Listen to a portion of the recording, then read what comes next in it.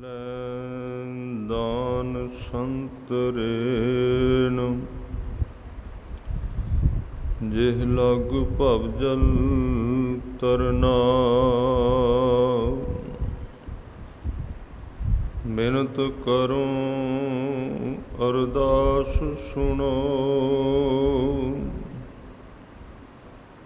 ਜੇ ਠਾਕੁਰ ਭਾਵੈ।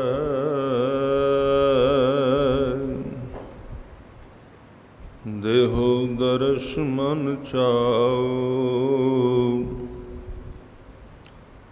ਭਗਤ ਇਹ ਮਨ ਠਹਿਰਾਵੈ। ਬਲਿਓ ਚਿਰਾਗ ਅੰਧਿਆਰ ਮੈਂ ਸਭ ਕਲ ਉਧਰੀ ਇਕ ਨਾਮ ਧਰਮ। ਪ੍ਰਗਟ ਸਗਲ ਹਰ ਭਵਨ ਮੈਂ ਜਨ ਨਾਨਕ ਗੁਰ ਪਾਰ ਬ੍ਰਹਮ। ਗਿਆਨ ਧਿਆਨ ਕਿਛ ਕਰਮ ਨ ਜਾਣਾ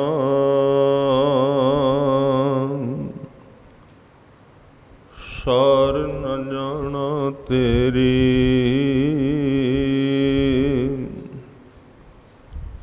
ਸਭ ਤੇ ਵੱਡਾ ਸਤਿਗੁਰ ਨਾਨਕ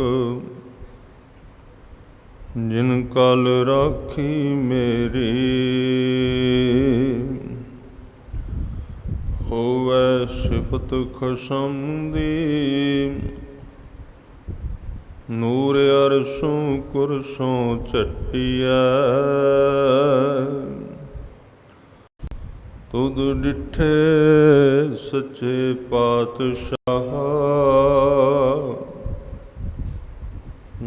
ਜਨਮ ਜਨਮ ਦੀ ਕੱਟੈ। ਸਤਨਾਮ ਵਾਹਿਗੁਰੂ ਸਾਹਿਬ ਜੀਓ। ਅਸੰਖ ਜਪ ਅਸੰਖ ਪਾਓ ਅਸੰਖ ਪੂਜਾ ਅਸੰਖ ਤਪ ਤਾਓ। ਅਸੰਖ ਗ੍ਰੰਥ ਮੁਖ ਵੇਦ ਪਾਠ ਅਸੰਖ ਜੋਗ ਮਨ ਰਹਿ ਉਦਾਸ। ਅਸੰਖ ਭਗਤ ਗੁਣ ਗਿਆਨ ਵਿਚਾਰ।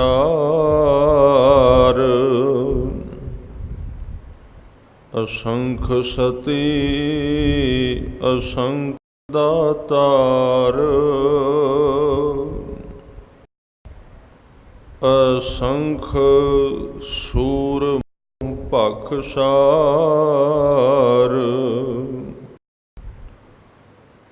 ਅਸੰਖ ਮੋਨ ਨਿਵਲੇ ਤਾਰ। ਕੁਦਰਤ ਕਵਨ ਕਹਾਂ ਵਿਚਾਰ। ਵਾਰਿਆ ਨਾ ਜਾਵਾਂ ਇੱਕ ਵਾਰ ਜੋ ਤੁਧ ਭਾਵੈ ਸਾਈ ਭਲੀ ਕਾਰ। ਹੂੰ ਸਦਾ ਸਲਾਮਤ ਨਿਰੰਕਾਰ। ਕੁਦਰਤ ਕਵਨ ਕਹਾਂ ਵਿਚਾਰ। ਵਾਰਿਆ ਨਾ ਜਾਵਾਂ ਏਕ ਵਾਰ ਜੋ ਤੁਧ ਭਾਵੈ ਸਾਈ ਭਲੀ ਕਾਰ। ਹੂੰ ਸਦਾ ਸਲਾਮਤ ਨਿਰੰਕਾਰ। ਵਾਹਿਗੁਰੂ ਜੀ ਕਾ ਖਾਲਸਾ ਵਾਹਿਗੁਰੂ ਜੀ ਕੀ ਫਤਿਹ। ਸਤਿਗੁਰੂ ਗਰੀਬ ਨਵਾਜ ਪਾਤਸ਼ਾਹ ਸ੍ਰੀ ਗੁਰੂ ਗ੍ਰੰਥ ਸਾਹਿਬ ਮਹਾਰਾਜ ਜੀ ਦੇ ਪਾਵਨ ਪਵਿੱਤਰ ਚਰਨਾਂ ਵਿੱਚ ਸ਼ੋਭਾਇਮਾਨ ਗੁਰੂ ਰੂਪ ਸਾਧ ਸੰਗਤ ਜੀਓ, ਆਪ ਜੀ ਹਰ ਰੋਜ਼ ਗੁਰੂ ਨਾਨਕ ਦੇਵ ਮਹਾਰਾਜ ਜੀ ਦੀ ਉਚਾਰਨ ਕੀਤੀ ਹੋਈ ਪਵਿੱਤਰ ਬਾਣੀ ਸ਼੍ਰੀ ਜਪਜੀ ਸਾਹਿਬ ਜੀ ਦੀ ਲੜੀਵਾਰ ਵਿਆਖਿਆ ਸਰਵਣ ਕਰ ਰਹੇ ਹੋ। ਅੱਜ 17ਵੀਂ ਪੌੜੀ ਦਾ ਪਾਠ ਆਪ ਜੀ ਨੇ ਸਰਵਣ ਕੀਤਾ ਹੈ।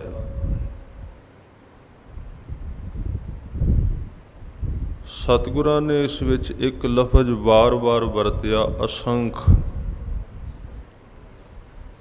ਅਸੰਖ ਦਾ ਮਤਲਬ ਹੈ ਜਿਸ ਨੂੰ ਗਿਣਿਆ ਨਾ ਜਾਏ, ਜੋ ਬੇਅੰਤ ਹੈ, ਜੋ ਬੁੱਧੀ ਤੋਂ ਪਰੇ ਹੈ। ਸਤਿਗੁਰੂ ਦਾ ਇਹੀ ਪ੍ਰਯੋਜਨ ਹੈ ਕਿ ਆਦਮੀ ਦੀ ਹਉਮੈ ਜਿਹੜੀ ਹੈ ਉਹ ਟੁੱਟ ਜਾਏ, ਕਿਉਂਕਿ ਹਉਮੈ ਬੂਝੈ ਤਾਂ ਦਰ ਸੂਝੈ। ਪਰਮਾਤਮਾ ਦਾ ਜਿਹੜਾ ਦਰ ਹੈ, ਦਰਵਾਜ਼ਾ ਹੈ, ਕਹਿੰਦੇ ਉਹ ਤਾਂ ਦਿਸਦਾ ਜੇ ਇਹਦੇ ਅੰਦਰੋਂ ਹਉਮੈ ਦਾ ਦੀਵਾ ਬੁਝੇ। ਵੈਸੇ ਤਾਂ ਗੁਰਬਾਣੀ ਵਿੱਚ ਚਾਨਣ ਕਰਨ ਦੀ ਗੱਲ ਕੀਤੀ ਗਈ, ਦੀਵਾ ਜਗਾਉਣ ਦੀ ਗੱਲ ਕੀਤੀ ਗਈ, ਪਰ ਇੱਥੇ ਭਾਵੇਂ ਬੁਝੈ ਦੇ ਅਰਥ ਵਿਦਵਾਨਾਂ ਨੇ ਇਹ ਵੀ ਕੀਤੇ ਵੀ ਹਉਮੈ ਨੂੰ ਬੁੱਝ ਲੈਣਾ, ਸਮਝ ਲੈਣਾ। ਪਰ ਸੱਚਾਈ ਇਹ ਹੈ ਵੀ ਹਉਮੈ ਨੂੰ ਤਾਂ ਖਤਮ ਕਰਨ ਤੋਂ ਬਿਨਾਂ ਕੁਝ ਬੁਝਿਆ ਜਾ ਹੀ ਨਹੀਂ ਸਕਦਾ। ਇਸ ਕਰਕੇ ਹਉਮੈ ਨੂੰ ਤੋੜਨ ਵਾਸਤੇ ਬੰਦੇ ਦੀ ਇੱਕ ਅੰਦਰਲੀ ਇੱਕ ਫਿਤਰਤ ਹੈ, ਉਹ ਸੋਚ ਲੈਂਦਾ ਹੈ ਕਿ ਮੈਂ ਹੀ ਸਭ ਕੁਝ ਹਾਂ, ਮੇਰੇ ਤੋਂ ਬਿਨਾਂ ਹੋਰ ਕੁਝ ਨਹੀਂ, ਜੋ ਕੁਝ ਮੈਂ ਹਾਂ ਉਹ ਹੋਰ ਕਿਸੇ ਕੋਲ ਨਹੀਂ ਹੈ। ਇਹਨੂੰ ਗੁਰਬਾਣੀ ਵਿੱਚ ਹਜ਼ੂਰ ਨੇ ਇਸ ਤਰ੍ਹਾਂ ਕਿਹਾ, ਉਹ ਕਹਿੰਦੇ ਨੇ ਆਪਸ ਕੋ ਦੀਰਘ ਕਰ ਜਾਣੈ, ਅਵਰਨ ਕੋ ਲਗ ਮਾਤ। ਇਹ ਕੁਦਰਤੀ ਤੌਰ 'ਤੇ ਮਨੁੱਖ ਦੇ ਮਨ ਵਿੱਚ ਰੱਬ ਨੇ ਇੱਕ ਮੈਂ ਦੀ ਪਕੜ ਬਣਾ ਦਿੱਤੀ ਕਿ ਉਹ ਆਪਣੇ ਆਪ ਨੂੰ ਤੇ ਬਹੁਤ ਮਹਾਨ, ਦੀਰਘ ਦਾ ਅਰਥ ਹੈ ਵੱਡਾ, ਆਪਣੇ ਆਪ ਨੂੰ ਵੱਡਾ ਕਰਕੇ ਜਾਣਦਾ ਹੈ। ਅਵਰਨ ਕੋ ਲਗ ਮਾਤ, ਲਗ ਮਾਤ ਕਹਿੰਦੇ ਮਾਤਰਾਵਾਂ ਜਿਹੜੀਆਂ ਅੱਖਰਾਂ ਦੇ ਥੱਲੇ ਪੈਂਦੀਆਂ। ਦੂਜਿਆਂ ਨੂੰ ਸੋਚਦਾ ਹੈ ਕਿ ਤੇ ਲਗਾ ਮਾਤਰਾ ਹਨ, ਇਹਨਾਂ ਵਿੱਚ ਕੋਈ ਖਾਸ ਗੱਲ ਨਹੀਂ ਹੈ। ਇਹ ਇੱਕ ਹਉਮੈ ਦੀ ਪਕੜ, ਹਉਮੈ ਦੀ ਪ੍ਰਤੀਤੀ, ਅੰਦਰ ਦੀ ਜਿਹੜੀ ਇੱਕ ਫੀਲਿੰਗ ਦਿਨ ਰਾਤ ਕੰਮ ਕਰ ਰਹੀ ਹੈ ਮਨ ਦੇ ਵਿੱਚ ਕਿ ਤੂੰ ਹੀ ਮਹਾਨ ਹੈ। ਅੰਦਰੋਂ ਹਉਮੈ ਨੂੰ ਹਵਾ ਦਿੰਦਾ ਮਨੁੱਖ। ਫਿਰ ਇਹ ਇੱਕ ਖੇਤਰ ਵਿੱਚ ਨਹੀਂ, ਮਾਇਆ ਦੇ ਤੌਰ 'ਤੇ ਤਾਂ ਹੈ ਹੀ ਕਿ ਬੰਦਾ ਸੋਚਦਾ ਮੇਰੇ ਵਰਗਾ ਧਨੀ ਕੋਈ ਨਹੀਂ, ਅਕਲ ਦੇ ਤੌਰ 'ਤੇ ਸੋਚਦਾ ਮੇਰੇ ਵਰਗਾ ਸਿਆਣਾ ਕੋਈ ਨਹੀਂ, ਸੁੰਦਰਤਾ ਦੇ ਤੌਰ 'ਤੇ ਸੋਚਦਾ ਮੇਰੇ ਵਰਗਾ ਸੁੰਦਰ ਕੋਈ ਨਹੀਂ। ਇਸੇ ਤਰ੍ਹਾਂ ਹਜ਼ੂਰ ਨੇ ਬਚਨ ਕੀਤਾ, ਕਹਿਣ ਲੱਗੇ ਕਈ ਵਾਰੀ ਧਰਮ ਦੇ ਮਾਰਗ 'ਤੇ ਵੀ ਜਪਣ ਵਾਲੇ ਅਤੇ ਪੂਜਾ ਕਰਨ ਵਾਲੇ ਇਹੀ ਸੋਚ ਲੈਂਦੇ ਕਿ ਮੇਰੇ ਵਰਗਾ ਪੁਜਾਰੀ ਅਤੇ ਜਪਣ ਵਾਲਾ ਵੀ ਕੋਈ ਨਹੀਂ ਹੈ, ਜਿਵੇਂ ਦਾ ਮੈਂ ਜਪਣਾ। ਬਾਕੀ ਦਿਆਂ ਨੂੰ ਇਸ ਤਰ੍ਹਾਂ ਪਤਾ ਨਹੀਂ ਹੈ। ਤਾਂ ਉਸ ਸਾਡੇ ਮਨ ਦੀ ਹਉਮੈ ਨੂੰ ਤੋੜਨ ਵਾਸਤੇ ਗੁਰੂ ਸਾਹਿਬ ਨੇ ਆਰੰਭ ਵਿੱਚ ਇੱਕ ਸ਼ਬਦ ਵਰਤਿਆ, ਕਹਿਣ ਲੱਗੇ ਕਿਤੇ ਭੁੱਲ ਨਾ ਜਾਈ, ਤੂੰ ਤੇ ਜਪਣ ਵਾਲਿਆਂ ਦੇ ਇਸ ਦੁਨੀਆ ਦੇ ਵਿੱਚ ਇੱਕ ਛੋਟਾ ਜਿਹਾ ਕਿਣਕਾ ਵੀ ਨਹੀਂ, ਤੇਰੇ ਤੋਂ ਬਿਨਾਂ ਵੀ ਹੋਰ ਬਹੁਤ ਸਾਰੇ ਨੇ ਤੇ ਬੜੀ ਤਰ੍ਹਾਂ ਦੇ ਨੇ। ਤਾਂ ਲਫ਼ਜ਼ ਵਰਤਿਆ ਅਸੰਖ ਜਪ। ਜਪਣ ਵਾਲੇ ਵੀ ਅਸੰਖ ਨੇ ਤੇ ਜਪਣ ਦੇ ਤਰੀਕੇ ਵੀ ਅਸੰਖ ਨੇ, ਇੱਕ ਨਹੀਂ ਹੈ। ਇਹ ਨਹੀਂ ਕਿ ਜਿਵੇਂ ਮੈਂ ਧਰਮ ਕਮਾ ਰਿਹਾ ਬਸ ਧਰਮ ਇਹ ਹੀ ਹੈ। ਇਹ ਸਾਡੀ ਇੱਕ ਭਰਮ ਦ੍ਰਿਸ਼ਟੀ ਹੈ। ਤਿੰਨ ਤਰ੍ਹਾਂ ਦੀ ਦ੍ਰਿਸ਼ਟੀ ਹੁੰਦੀ ਹੈ, ਇੱਕ ਚਰਮ ਦ੍ਰਿਸ਼ਟੀ, ਇੱਕ ਭਰਮ ਦ੍ਰਿਸ਼ਟੀ, ਇੱਕ ਦਿਵ ਦ੍ਰਿਸ਼ਟੀ। ਭਰਮ ਦ੍ਰਿਸ਼ਟੀ ਦਾ ਮਤਲਬ ਹੈ ਜਿਹਦੇ ਵਿੱਚ ਬੰਦੇ ਨੂੰ ਆਪਣੀ ਹਉਮੈ ਤੋਂ ਬਿਨਾਂ ਹੋਰ ਕੁਝ ਨਾ ਦਿਸੇ, ਉਹਨੂੰ ਕਹਿੰਦੇ ਭਰਮ ਦ੍ਰਿਸ਼ਟੀ। ਉਹਦੇ ਵਿੱਚ ਹੋਰ ਕੁਝ ਦਿਸਦਾ ਨਹੀਂ, ਉਹਨੂੰ ਆਪਣਾ ਆਪ ਹੀ ਦਿਸਦਾ ਸਿਰਫ। ਫਿਰ ਐਸਾ ਬੰਦਾ ਆਪਣੀ ਹਉਮੈ ਦੇ ਕਿਲੇ ਦੇ ਵਿੱਚ ਵੜ ਕੇ ਜੀਵਨ ਗੁਜ਼ਾਰ ਦਿੰਦਾ ਹੈ।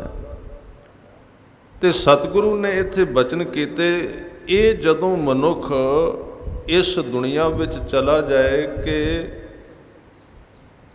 ਉਹਦੀ ਮਰਜ਼ੀ ਦੇ ਵਿੱਚ ਹੁਕਮ ਦੇ ਨਾਲ ਉਹਦਾ ਮਨ ਸਹਿਮਤ ਹੋ ਜਾਏ ਤਾਂ ਉਹਦਾ ਜੀਵਨ ਦਾ ਦਾਇਰਾ ਵਿਸ਼ਾਲ ਹੋ ਜਾਂਦਾ ਹੈ। ਸਕਰੀਨਤਾ ਜਿਹੜੀ ਹੈ ਨਾ ਮਨ ਦੀ, ਛੋਟਾਪਣ, ਉਹ ਫਿਰ ਇਸ ਕੰਧਾਂ ਨੂੰ ਤੋੜ ਦਿੰਦਾ ਹੈ ਕਿ ਜਿੰਨਾ ਕੁ ਮੈਨੂੰ ਪਤਾ ਇਹੀ ਹੈ ਸਭ ਕੁਝ। ਨਹੀਂ, ਪਹਿਲਾਂ ਪਹਿਲ ਤਾਂ ਇਹ ਕਰੇਗਾ ਕਿ ਜਿਵੇਂ ਸਾਡੇ ਮੈਨੂੰ ਜਿੰਨੀ ਕੁ ਜਾਣਕਾਰੀ ਦੁਨੀਆ ਇੰਨੀ ਕੁ ਹੈ, ਬਸ ਇਹੀ ਹੈ ਸੰਸਾਰ, ਇਹਦੇ ਤੋਂ ਬਿਨਾਂ ਹੋਰ ਕੁਝ ਵੀ ਨਹੀਂ। ਜੋ ਮੈਂ ਜਾਣਦਾ ਉਹੀ ਸਭ ਕੁਝ ਹੈ। ਪਰ ਜਿਉਂ-ਜਿਉਂ ਸ਼ਬਦ ਦਾ ਅਭਿਆਸ ਕੀਤਿਆਂ, ਨਾਮ ਜਪਦਿਆਂ ਬੰਦੇ ਦੀ ਦ੍ਰਿਸ਼ਟੀ ਖੁੱਲ੍ਹ ਜਾਏ ਤੇ ਉਹ ਪਰਤ ਕੇ ਆਪਣੇ ਆਪ ਨੂੰ ਵੇਖਦਾ ਤੇ ਉਹਨੂੰ ਪ੍ਰਤੀਤ ਹੁੰਦਾ ਵੀ ਮੇਰੇ ਕੋਲ ਤਾਂ ਅਜੇ ਕੁਝ ਵੀ ਨਹੀਂ, ਮੇਰੇ ਤੋਂ ਤਾਂ ਵੱਡੇ ਵੱਡੇ ਬਹੁਤ ਅੱਗੇ ਲਾਈਨ ਲੱਗੀ ਹੋਈ ਹੈ। ਤਾਂ ਉੱਥੇ ਬੰਦੇ ਦੀ ਹਉਮੈ ਟੁੱਟੇਗੀ।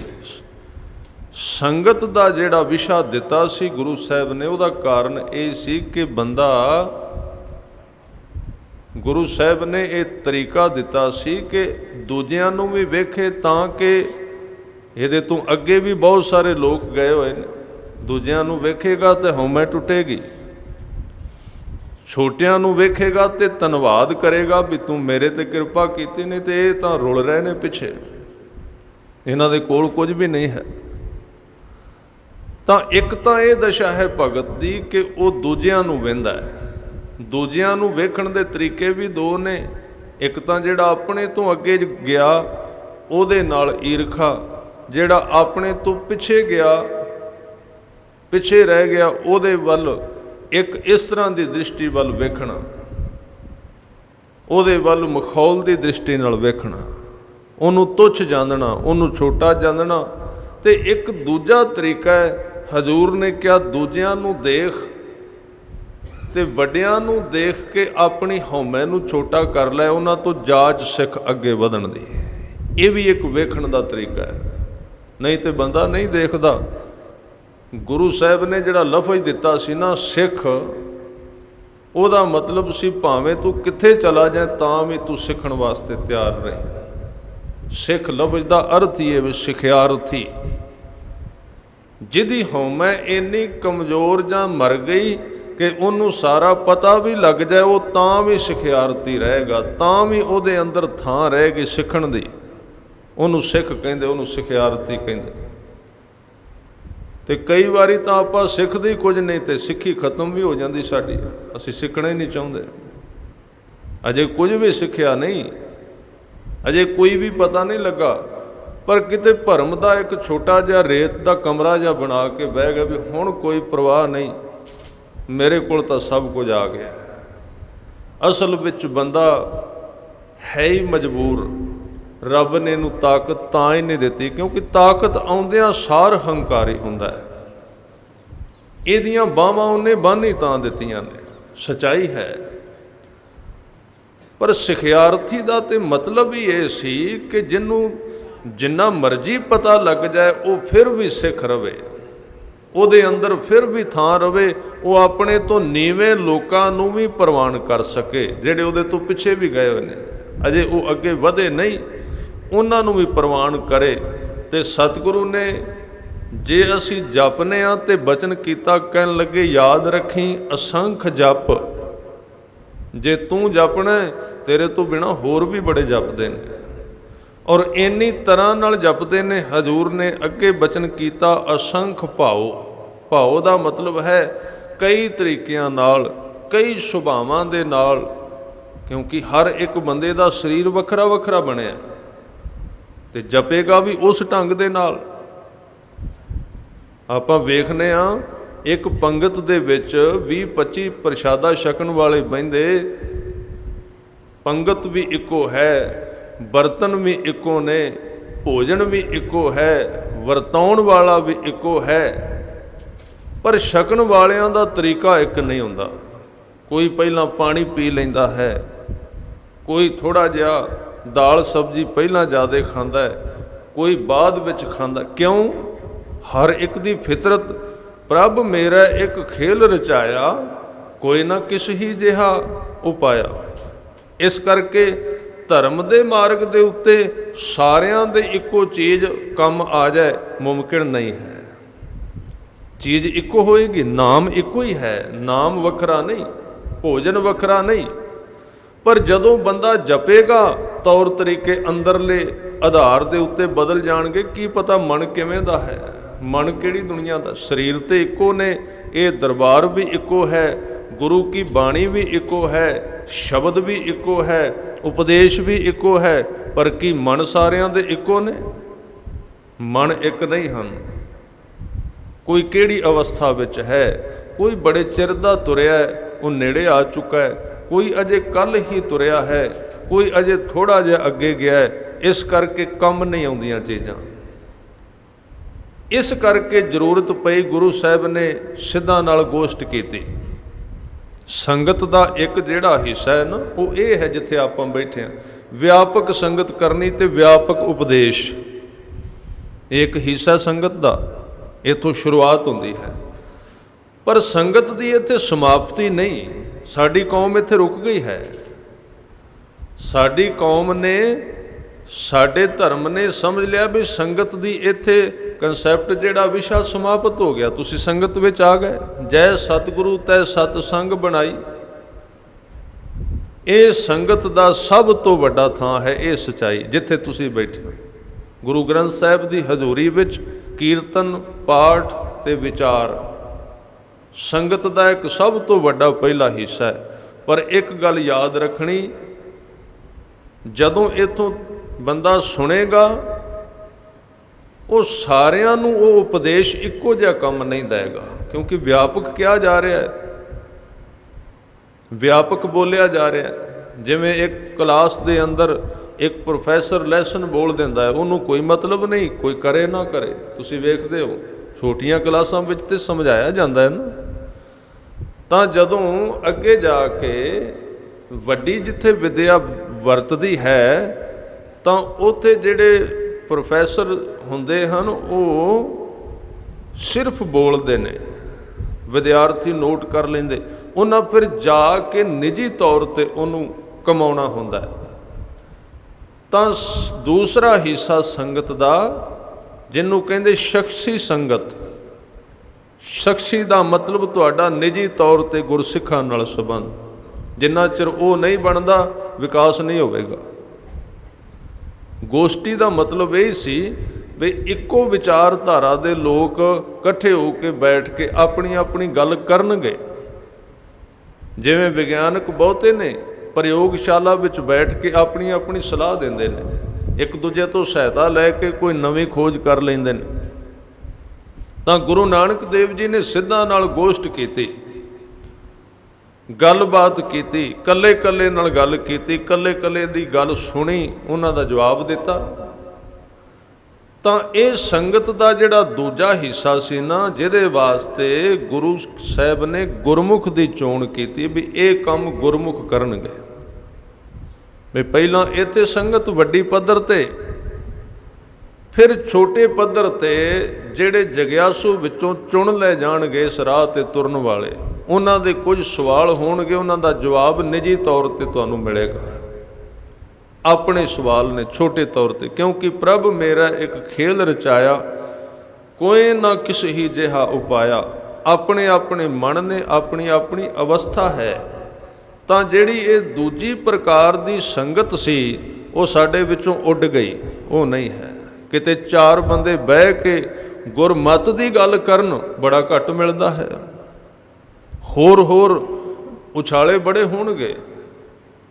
ਇਹ ਤਾਂ ਹੱਦ ਦੀ ਗੱਲ ਹੈ ਕਿ ਇੱਕ ਘਰ ਵਿੱਚ ਤਾਂ ਗੁਰਮਤਿ ਦੀ ਗੱਲ 2-4 ਬੰਦੇ ਬੈਠ ਕੇ ਕਰਨ, ਬੜੀ ਦੂਰ ਦੀ ਗੱਲ। ਧਾਰਮਿਕ ਥਾਵਾਂ ਦੀਆਂ ਵੀ ਜਿਹੜੀਆਂ ਮਹਿਫਲਾਂ ਨੇ, ਉਹ ਸਿਰਫ ਸੰਸਾਰ ਦੀਆਂ ਗੱਲਾਂ ਵਿੱਚ ਹੀ ਬਲੇਟੀਆਂ ਗਈਆਂ ਨੇ। ਧਾਰਮਿਕ ਥਾਵਾਂ ਦੀਆਂ ਜਿਹੜੀਆਂ ਮਹਿਫਲਾਂ ਲੱਗਦੀਆਂ ਨੇ, ਜਿੱਥੇ 4 ਬੰਦੇ ਇਕੱਠੇ ਹੋ ਕੇ ਬਹਿੰਦੇ, ਤਾਂ ਉੱਥੇ ਬੈਠਣਗੇ। ਉੱਥੇ ਕਾਹਦੀ ਗੱਲ ਹੈ? ਜਾਂ ਰਾਜਨੀਤੀ ਦੀ ਗੱਲ ਹੈ, ਜਾਂ ਸਮਾਜ ਦੀ ਗੱਲ ਹੈ, ਜਾਂ ਕੋਈ ਹੋਰ ਵਿਆਖਿਆ ਚੱਲ ਰਹੀ ਹੈ। ਜਿਸ ਵਾਸਤੇ ਇਹ ਬਣਾਇਆ ਸੀ ਵੀ ਉੱਥੇ ਗੁਰਮਤਿ ਦੀ ਗੱਲ ਹੁੰਦੀ, ਵੀ ਗੁਰਬਾਣੀ ਨੇ ਕੀ ਕਿਹਾ। ਨਿੱਜੀ ਤੌਰ 'ਤੇ ਕੋਈ ਸਵਾਲ ਉੱਠਦੇ, ਕਿੱਥੇ ਹੁਣ ਸਵਾਲ? ਕੋਈ ਹੈ ਹੀ ਨਹੀਂ। ਇਸ ਲਈ ਜਵਾਬ ਦੇਣ ਵਾਲੇ ਵੀ ਚੁੱਪ ਕਰ ਗਏ। ਕੋਈ ਗ੍ਰਾਹਕ ਹੀ ਨਹੀਂ ਹੈ। ਉਸ ਸੌਦੇ ਦਾ ਕੋਈ ਵਪਾਰੀ ਬੜਾ ਮੁਸ਼ਕਲ ਖੋਜਣਾ ਹੋ ਗਿਆ।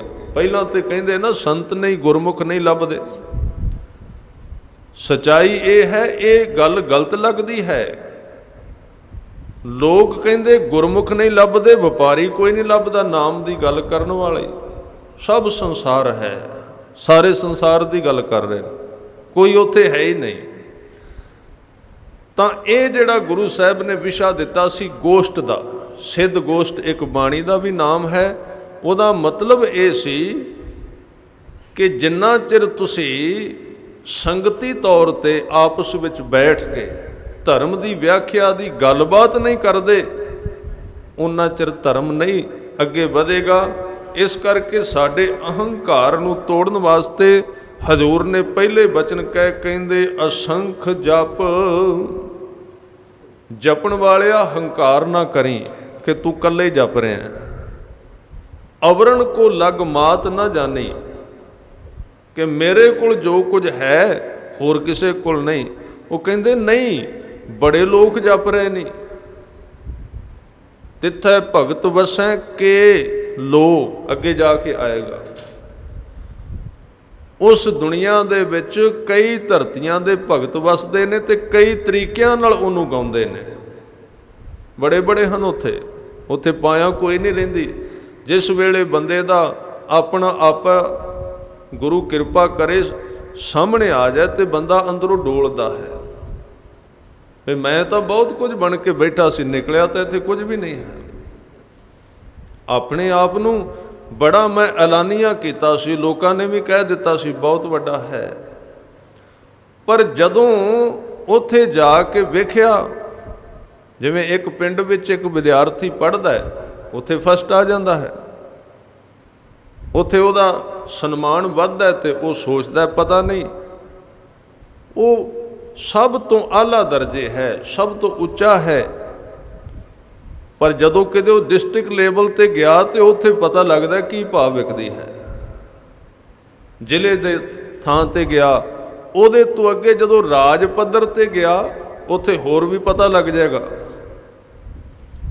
ਤੇ ਜਦੋਂ ਬੰਦਾ ਸਾਰੇ ਦੇਸ਼ ਵਿੱਚ ਇਕੱਠੇ ਹੋਏ ਵਿਦਿਆਰਥੀਆਂ ਵਿੱਚ ਖੜਾ ਹੁੰਦਾ ਤੇ ਉੱਥੇ ਚੌਹਾਂ ਪਾਸੇ ਵੱਡੇ ਵੱਡੇ ਵੇਖ ਕੇ ਫਿਰ ਸਮਝ ਨਹੀਂ ਆਉਂਦੀ ਵੀ ਮੈਂ ਹੁਣ ਤੱਕ ਕੀ ਕੀਤਾ ਹੈ।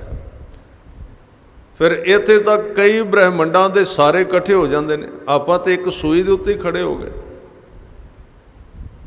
ਆਪਾਂ ਇੱਕ ਥਾਂ ਤੇ ਹੀ ਖੜੇ ਹੋ ਗਏ। ਸਿਰਫ ਸਾਡੀ ਕੋਈ ਬਹੁਤੀ ਲੰਮੀ ਚੌੜੀ ਪਾਇਆ ਨਹੀਂ, ਉੱਥੇ ਰੁਕੇ ਹੋਏ ਹਾਂ। ਆਪਣਾ ਹੰਕਾਰ ਨਹੀਂ ਅਸੀਂ ਛੱਡਦੇ, ਆਪਣੀ ਜਾਣਕਾਰੀ ਹੀ ਸਾਡੇ ਵਾਸਤੇ ਰੁਕਾਵਟ ਬਣ ਗਈ, ਪੰਡ ਬਣ ਗਈ ਸਿਰ ਦੀ, ਉਹਨੇ ਸਾਨੂੰ ਰੋਕ ਦਿੱਤਾ। ਤਾਂ ਇਸ ਸੰਬੰਧ ਦੇ ਵਿੱਚ ਬਹੁਤ ਸਾਰੀਆਂ ਉਦਾਹਰਨਾਂ ਦਿੱਤੀਆਂ ਗਈਆਂ ਕਿ ਬੰਦੇ ਦਾ ਜਿਹੜਾ ਹੰਕਾਰ ਹੈ ਉਹ ਟੁੱਟ ਜਾਏ, ਕਿਤੇ ਖਤਮ ਹੋ ਜਾਏ। ਤਾਂ ਸਤਿਗੁਰਾਂ ਨੇ ਇੱਥੇ ਸਾਨੂੰ ਹੀ ਕਿਹਾ, ਜਦੋਂ ਆਪਾਂ ਗੱਲ ਕਰੀਏ ਤਾਂ ਆਪਣੇ ਤੋਂ ਸ਼ੁਰੂ ਕਰੀਏ ਤਾਂ ਠੀਕ ਰਹੇਗੀ। ਹਜ਼ੂਰ ਨੇ ਕਿਹਾ ਜਪੀ ਜ਼ਰੂਰ, ਪਰ ਤੂੰ ਜਪਣ ਵਾਲਿਆਂ ਦੀ ਦੁਨੀਆ ਵਿੱਚ ਬਹੁਤ ਹੀ ਛੋਟਾ ਹੈ। ਇਹ ਘੰਟੇ ਜਾਂ ਇੱਥੇ ਕੰਮ ਆਉਂਦੇ, ਉੱਥੇ ਕੋਈ ਘੰਟਿਆਂ ਨੂੰ ਪੁੱਛਦਾ ਨਹੀਂ ਹੈ। ਅਸੀਂ ਜੇ ਸੋਚ ਲਿਆ ਇਹ ਗਿਣਤੀ ਇੱਥੇ ਚੱਲਦੀ ਸਾਡੇ ਹੰਕਾਰ ਨੂੰ ਵੱਡਾ ਕਰਨ ਵਾਸਤੇ, ਜਾਂ ਇਹ ਘੰਟੇ ਇੱਥੇ ਸਾਡੇ ਕੰਮ ਆ ਸਕਦੇ, ਇਹ ਵਿਆਕਰਣ ਸਾਨੂੰ ਇੱਥੇ ਕੰਮ ਦੇ ਸਕਦੀ, थोड़ा जिहा दरवाजा अगे लंघ के वेख, उत्थे कहना घड़ियां ही कोई नहीं, इत्थे घंटा किहड़ा लैके तुरया फिरना, किनू कहंदा मैं किन्ने घंटे लाए ने, उत्थे घड़ी ही नहीं है। जो उत्थे जाके कोई घंटियां दी गल करे ना कि मैं इन्ने घंटे जपिया है, वो कहंदे असीं घंटियां नूं जाणदे ही कोई नहीं, इत्थे घड़ी कोई नहीं है, उत्थे कोई काल नहीं है, अकाल दी दुनिया है। ਤਾਂ सतगुरु ने बचन किया, कहन लगे असंख जप अपनियां अखां दे नाल होर भी वेखे ਜਿਹੜੇ धर्म ਨੂੰ कमाउण वाले सी। एक तू एक चढ़ांदियां कौन जाने मेरा नाउं जियो, असंख भाव ते फिर अंदर मन दे विच भावना भी असंख तरह दी है, कई तरह दी, अनेक तरह दी है। सतगुरां ने अगे बचन किया, कहंदे असंख पूजा, पूजा भी अनेक तरह की है, कई तरह की पूजा है। गुरु साहब ने सुखमणी साहब शहीदां दे सिरताज गुरु अर्जन देव जी ने कृपा करके एक अष्टपदी सारी ये उत्ते लिख दिते। वो कहते ने कई कोट होए पुजारी, कई कोट आचार व्यवहारी, कई कोट वेद के स्रोते, कई कोट तपीसर होते, कई कोट आत्म ध्यान धर। कोटदार थे बड़ी वड्डी गिनती, बड़े हन, अनेक हन। ते इत्थे बचन किया असंख पूजा, पूजा भी अनेक तरह की है, कोई अंत नहीं, कोई किस ढंग नाल पूज रहा है। वैसे पूजा के कई अर्थ ने, एक शरीर की पूजा है, एक मन की पूजा है। एक शरीर नाल जपना है, एक मन नाल जपना है। तो पूजा कई तरह की है, पूजा इतों तक सीमित नहीं। ये ठीक है, शरीर की मर्यादा बनाई गई। सिक्खी दे अंदर अरदास का संविधान है, फिर नमस्कार करनी, फिर फतेह बुलानी, फिर उठना, फिर बैठना, ये सारा कुछ है। पर उते ख्याल रखना पएगा भी फिर उते किते अहंकार ना आ जाए कि जिवें मैं मत्था टेकिया दूसरे नहीं टेकते। ये सारी आ जिन्नियां अगे तीन पौड़ियां चलणगियां, वो बंदे नूं थां थां ते अंदरों तोड़दियां ने, उहदे हंकार नूं चोट मारदियां। क्योंकि बंदा हर एक चीज़ विचों हंकार की भाषा तो लभ ही लैंदा जरूर, मैं तो उहदी बिल्कुल नाल खड़ी है। तो उहनूं तोड़िया, कहंदे तूं जिवें पूजा करना वो ठीक है, पर यह मत सोची भी तेरी पूजा सारियां तो आले दर्जा की है, तेरे तो वड्डी किसी की पूजा है नहीं। क्योंकि ये जिहड़ा विषय है पूजा का, बंदे नूं बड़ी जल्दी कट्टड़ बनाता है। असी कई बारी कहने ये शब्द वरत्या जाता है, असी जी बड़े पक्के सिंह हाँ। पक्के सिंह का मतलब की है? पक्के का मतलब सख्त हुंदा है ना, जिवें दीवार पक्की है। हाँ, ये तो कम दे सकती भी कई साल एक थां ते खड़ी रह गई। पक्की बहुत है ना, बहुत पक्की है, बड़ी सख्त है, बारिश नाल ढलेगी नहीं। पर गुरमत दे अंदर पक्के व्यक्ति दे अर्थ की ने? इत्थे पक्के दे अर्थ सख्त नहीं हुंदे। वेखो ये दो चीज़ां लई शब्द वरत्या जांदा है। एक पक्का हुंदा है, जिवें आपां कहने पक्का मकान, एक हुंदा आपां कहने पक्का अंब। दोवां विच बड़ा फर्क है। जिहड़ा मकान पक्का है उहदे अर्थ होर ने, जिहड़ा फल कोई पक गया उहदे अर्थ होर ने। पक्या होया मकान बेरसा है ते पक्या होया फल रस नाल भरिया होया, दोवां विच फर्क बड़ा है। जदों सिੱਖੀ दे मामले विच पक्के दी गल आउंदी है ना, उत्थे बिल्कुल आकड़ के ना कहना भी मैं बड़ा पक्का सिंह हाँ। उत्थे पकण दे अर्थ ने सजना अंदरों नरम हो गया, पक गया, रस भरिया गया, योग हो गया। हुण तैनूं कोई चुनेगा भी ये खाण दे योग है। इसलिए इत्थे पक्के होण दे अर्थ सख्त होना नहीं। ते जिहड़ा पूजा का विषय है वो बंदे नूं सख्त करदा है बहुत। वो बिल्कुल मिणिया होया तोलिया होया पूजा का ढंग उहदा उहनूं सख्त करी जांदा है। उहदे हंकार नूं होर सीमट लाउंदा है, उहदे हंकार दी बिल्डिंग विच होर मोटा सरिया पा दिंदा है, उहदी बुद्धि दे विच होर बजरी भर दिंदा भी तूं हिली ना, झुकी ना किसी दे अगे। उहदे हंकार नूं होर वड्डा कर दिंदा है। ਤਾਂ ਜਿਹੜਾ ਗੁਰੂ ਸਾਹਿਬ ਨੇ ਬਚਨ ਕੀਤਾ ਉੱਥੇ ਉਹਦੇ ਨਾਲ ਮਿਲਣ ਦੀ ਜੁਗਤ ਕਿਹੜੀ ਸੀ? ਸਖਤ ਹੋਣਾ ਨਹੀਂ। ਗੁਰੂ ਸਾਹਿਬ ਨੇ ਬਚਨ ਕੀਤੇ ਕਿ ਆਤਮਾ ਪ੍ਰਾਤਮਾ ਏਕੋ ਕਰੈ, ਅੰਤਰ ਕੀ ਦੁਬਦਾ ਅੰਤਰ ਮਰੈ। ਆਤਮਾ ਦਰਵੈ ਰਹਿ ਲਿਵ ਲਾਏ। ਦਰਵੈ ਦਾ ਮਤਲਬ ਨਰਮ ਹੋ ਜਾਣਾ। ਤਾਂ ਸਤਿਗੁਰੂ ਨੇ ਬਚਨ ਕੀਤਾ, ਕਹਿਣ ਲੱਗੇ ਕਈ ਵਾਰੀ ਪੂਜਾ ਕਰਨ ਵਾਲਾ ਵੀ ਆਪਣੇ ਆਪਣੇ ਦਾਇਰੇ ਵਿੱਚ ਹੰਕਾਰੀ ਹੋ ਜਾਂਦਾ, ਪਰ ਉਹਨੂੰ ਵੀ ਸੁਚੇਤ ਕੀਤਾ। ਕਹਿਣ ਲੱਗੇ ਪੂਜਾ ਵੀ ਬੜੇ ਕਰ ਰਹੇ ਨੇ, ਤੇਰੇ ਤੋਂ ਹੋਰ ਵੀ ਵੱਡੇ ਵੱਡੇ ਹਨ, ਇੰਨੇ ਪੂਜਾ ਕਰਨ ਵਾਲੇ, ਬੜੇ ਬੜੇ ਪੂਜਾ ਕਰਨ ਵਾਲੇ ਨੇ। ਤਾਂ ਕਹਿੰਦੇ ਨੇ ਕਹਾਣੀ ਮਿਲਦੀ ਹੈ ਕਿ ਭਗਤ ਕਬੀਰ ਜੀ ਦਾ ਉਹ ਪੂਜਾ ਨਹੀਂ ਸਨ ਕਰਦੇ ਬਹੁਤੀ। ਉਹਨਾਂ ਦੇ ਸ਼ਬਦ ਵੀ ਆਉਂਦੇ ਨੇ, ਪਾਤੀ ਤੋਰੈ ਮਾਲਣੀ ਪਾਤੀ ਪਾਤੀ ਜੀਓ, ਜਿਸ ਪਾਹਣ ਕੋ ਪਾਤੀ ਤੋਰੈ ਸੋ ਪਾਹਣ ਨਿਰਜੀਓ। ਭੋਲੀ ਮਾਲਣੀ ਹੈ ਇਹੋ ਸਤਿਗੁਰ ਜਾਗਤਾ ਹੈ ਦਿਓ। ਆਪਣੇ ਆਪਣੇ ਤਸੀਰ ਦੇ ਭਗਤ ਹੋਏ ਨੇ। ਕਈਆਂ ਦਾ ਜੀਵਨ ਉਸ ਤਰ੍ਹਾਂ ਦਾ ਬਣਿਆ ਕਿ ਉਹ ਪੂਜਾ ਕਰਦੇ ਨੇ, ਉਹ ਇਹਦੇ ਵਿੱਚ ਵਿਸ਼ਵਾਸ ਰੱਖਦੇ ਨੇ। ਤਾਂ ਉਹਨਾਂ ਦਾ ਭਗਤ ਕਬੀਰ ਜੀ ਦਾ ਮਿਲਣਾ ਕਿਤੇ ਰਾਮਾਨੰਦ ਜੀ ਨਾਲ ਹੋਇਆ। ਕਈਆਂ ਤੇ ਇਹ ਵੀ ਕਿਹਾ ਵੀ ਉਹਨਾਂ ਦੇ ਗੁਰੂ ਸਨ। ਭਗਤ ਰਾਮਾਨੰਦ ਜੀ ਦਾ ਇੱਕ ਸ਼ਬਦ ਵੀ ਆਉਂਦਾ ਗੁਰੂ ਗ੍ਰੰਥ ਸਾਹਿਬ ਜੀ ਦੇ ਅੰਦਰ। ਤਾਂ ਉਹਨਾਂ ਨਾਲ ਮਿਲੇ। ਹੁਣ ਭਗਤ ਜਿਹੜੇ ਰਾਮਾਨੰਦ ਨੇ ਇਹ ਪੂਜਾ ਦੀ ਦੁਨੀਆ ਵਿੱਚ ਵੀ ਸਨ, ਪੂਜਾ ਵੀ ਕਰਦੇ ਸਨ। ਤਾਂ ਉਹਨਾਂ ਨੇ ਆਪਣਾ ਜਿਹੜਾ ਕੋਈ, ਕਿਉਂਕਿ ਹਰ ਇੱਕ ਬੰਦੇ ਦਾ ਜੀਵਨ ਬਦਲਦਾ। ਇੱਥੇ ਜਦੋਂ ਕਿਸੇ ਭਗਤ ਦੇ ਜੀਵਨ ਵਿੱਚ ਪੂਜਾ ਦੀ ਗੱਲ ਆਉਂਦੀ ਹੈ ਨਾ, ਅਸੀਂ ਇੱਕਦਮ ਕਹਿ ਦਿੰਦੇ ਹਾਂ ਜੀ ਇਹ ਮਨਮਤ ਹੈ, ਬਈ ਇੱਥੇ ਭਗਤ ਥੋੜ੍ਹੀ ਪੂਜਾ ਕਰਦੇ ਸੀ, ਮੂਰਤੀ ਪੂਜਾ ਕਰਦੇ ਨੇ। ਪਰ ਇਹ ਨਹੀਂ ਕਦੀ ਸਮਝਿਆ ਵੀ ਜਿਵੇਂ ਗੁਰੂ ਅਮਰਦਾਸ ਜੀ ਦਾ ਜੀਵਨ ਪੜ੍ਹਦੇ ਸੁਣਨੇ ਆ, ਸੁਣਾਉਂਦੇ ਆ, ਉਹਦੇ ਵਿੱਚ ਇਹ ਸੁਣਾਇਆ ਜਾਂਦਾ ਵੀ ਗੁਰੂ ਅਮਰਦਾਸ ਜੀ ਗੁਰੂ ਸ਼ਰਨ ਵਿੱਚ ਆਉਣ ਤੋਂ ਪਹਿਲਾਂ ਜਮਨਾ ਗੰਗਾ 'ਤੇ ਇਸ਼ਨਾਨ ਕਰਨ ਜਾਇਆ ਕਰਦੇ ਸੀ। 20 ਵਾਰੀ ਗਏ, ਇਤਿਹਾਸ ਵਿੱਚ ਸਾਫ਼ ਲਿਖਿਆ। ਗੁਰੂ ਅੰਗਦ ਦੇਵ ਜੀ ਦੇਵੀ 'ਤੇ ਜਾਇਆ ਕਰਦੇ ਸੀ, ਪਰ ਗੁਰੂ ਸ਼ਰਨ ਵਿੱਚ ਆਉਣ ਤੋਂ ਪਹਿਲਾਂ ਦੀ ਘਟਨਾ ਹੈ। ਤਾਂ ਜਦੋਂ ਕਿਸੇ ਭਗਤ ਦੇ ਜੀਵਨ ਵਿੱਚ ਇਹ ਗੱਲ ਆਏ ਨਾ ਕਿ ਉਹਨੇ ਕਿਸੇ ਮੰਦਰ ਵਿੱਚ ਗਿਆ ਜਾਂ ਉੱਥੇ ਕੋਈ ਮੂਰਤੀ ਨੂੰ ਫੁੱਲ ਪਾ ਦਿੱਤੇ, ਤੇ ਉੱਥੇ ਇਹ ਸਮਝ ਕੇ ਸਾਨੂੰ ਤੁਰਨਾ ਚਾਹੀਦਾ ਵੀ ਉਹ ਭਗਤੀ ਮਾਰਗ ਵਿੱਚ ਆਉਣ ਤੋਂ ਪਹਿਲਾਂ ਸਮਾਂ ਸੀ। ਉਹ ਕਰਦਿਆਂ ਕਰਦਿਆਂ ਇੱਧਰ ਵਿਕਾਸ ਕਰ ਗਏ, ਸ਼ਬਦ ਨਾਲ ਜੁੜ ਗਏ, ਉਹ ਛੱਡ ਦਿੱਤਾ।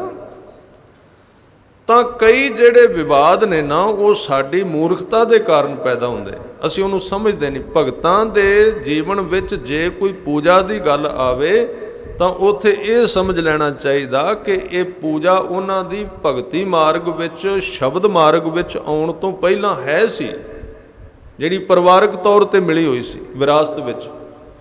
ਜਦੋਂ ਉਹਨਾਂ ਨੇ ਪੂਜਾਵਾਂ ਕਰਕੇ ਵੇਖ ਲਈਆਂ, ਬਣਿਆ ਕੁਝ ਨਾ, ਕੋਈ ਪ੍ਰਾਪਤੀ ਨਾ ਹੋਈ, ਤਾਂ ਉਹਨਾਂ ਨੇ ਫਿਰ ਸ਼ਬਦ ਦਾ ਰਸਤਾ ਅਖਤਿਆਰ ਕਰ ਲਿਆ।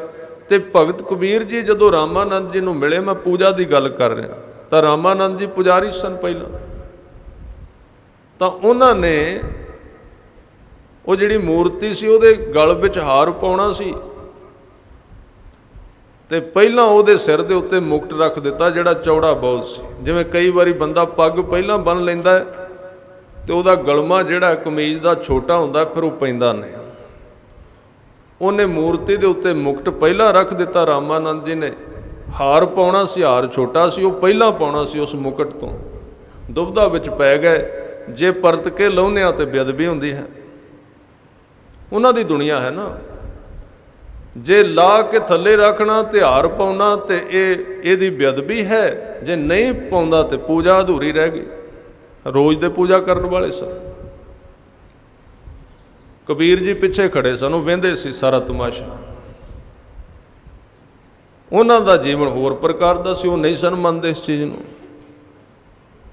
ਉਹ ਕਹਿੰਦੇ ਰਾਮਾਨੰਦ ਜੀ ਦੁਬਿਧਾ ਵਿੱਚ ਕਿਉਂ ਪੈ ਗਏ? ਵੈਸੇ ਮੈਂ ਪੂਜਾ ਸਿੱਖੀ ਕੋਈ ਨਹੀਂ, ਪਰ ਕਿਉਂ ਦੁਬਿਧਾ ਵਿੱਚ ਪੈ ਗਏ ਹਾਰ ਪਾਉਣ ਪਿੱਛੇ?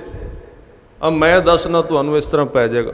ਇਹਦੀ ਗੰਢ ਖੋਲੋ, ਹਾਰ ਦੀ ਗੰਢ ਖੋਲ ਕੇ ਫਿਰ ਪਿੱਛੇ ਬੰਨ੍ਹ ਦਿਆ ਜਾਏ, ਕੋਈ ਲੋੜ ਨਹੀਂ ਮੁਕਟ ਲਾਉਣ ਦੀ। ਤਰੀਕਾ ਦੱਸ ਦਿੱਤਾ ਨਾ। ਤਾਂ ਰਾਮਾਨੰਦ ਦੇ ਪੈਰਾਂ ਥੱਲਿਓਂ ਜ਼ਮੀਨ ਨਿਕਲ ਗਈ। ਮੈਂ ਤੇ ਕਿੰਨੇ ਸਾਲਾਂ ਦਾ ਪੂਜਾ ਕਰਦਾ, ਮੈਨੂੰ ਤਾਂ ਇਹ ਜੁਗਤ ਆਈ ਨਹੀਂ ਜਿਹੜੀ ਕਬੀਰ ਕੋਲ ਹੈ। ਤਾਂ ਕਬੀਰ ਦੀ ਜਿਹੜੀ ਜੁਗਤ ਹੈ ਭਗਤ ਜੀ ਦੀ, ਉਹ ਹੀ ਪੂਜਾ ਹੈ। ਫਿਰ ਕਦੀ ਕਦੀ ਚੇਲਾ ਵੀ ਇਸ ਤਰ੍ਹਾਂ ਦਾ ਹੁੰਦਾ ਹੈ ਜਿਹੜਾ ਗੁਰੂ ਨੂੰ ਚੱਕਰ ਵਿੱਚ ਪਾ ਦਿੰਦਾ। ਰਹੇ ਉਹਨਾਂ ਦੇ ਕੋਲ ਤਾਂ ਇੱਕ ਦਿਨ ਉਹਨਾਂ ਨੇ ਕਿਹਾ ਵੀ ਸ਼ਰਾਧ ਨੇ, ਕਬੀਰ ਸਾਹਿਬ ਨਾਲ ਦੇ ਪਿੰਡ ਵਿੱਚੋਂ ਦੁੱਧ ਲਿਆਉਣਾ, ਤੁਸੀਂ ਵੀ ਇੱਕ ਬਾਲਟੀ ਫੜੋ, ਲਿਆਓ ਜਾ ਕੇ। ਉਹਨਾਂ ਕਿਹਾ ਮੈਨੂੰ ਪਿੰਡ ਦਾ ਪਤਾ ਨਹੀਂ, ਨਾਲ ਇੱਕ ਬੰਦਾ ਭੇਜ ਦਿਓ। ਪੁਰਾਣਾ ਚੇਲਾ ਭੇਜਿਆ, ਕਬੀਰ ਜੀ ਨੇ ਬਾਲਟੀ ਫੜ ਲਈ। ਕ੍ਰਾਂਤੀਕਾਰੀ ਸਨ। ਜਦੋਂ ਪਿੰਡ ਜਾ ਰਹੇ ਸਨ ਤੇ ਦੁੱਧ ਲਿਆਉਣਾ ਸੀ ਸ਼ਰਾਧਾਂ ਵਾਸਤੇ, ਜਿਹੜੇ ਮਰ ਚੁੱਕੇ ਸਨ ਉਹਨਾਂ ਲਈ ਖੀਰ ਬਣਾਉਣੀ ਸੀ।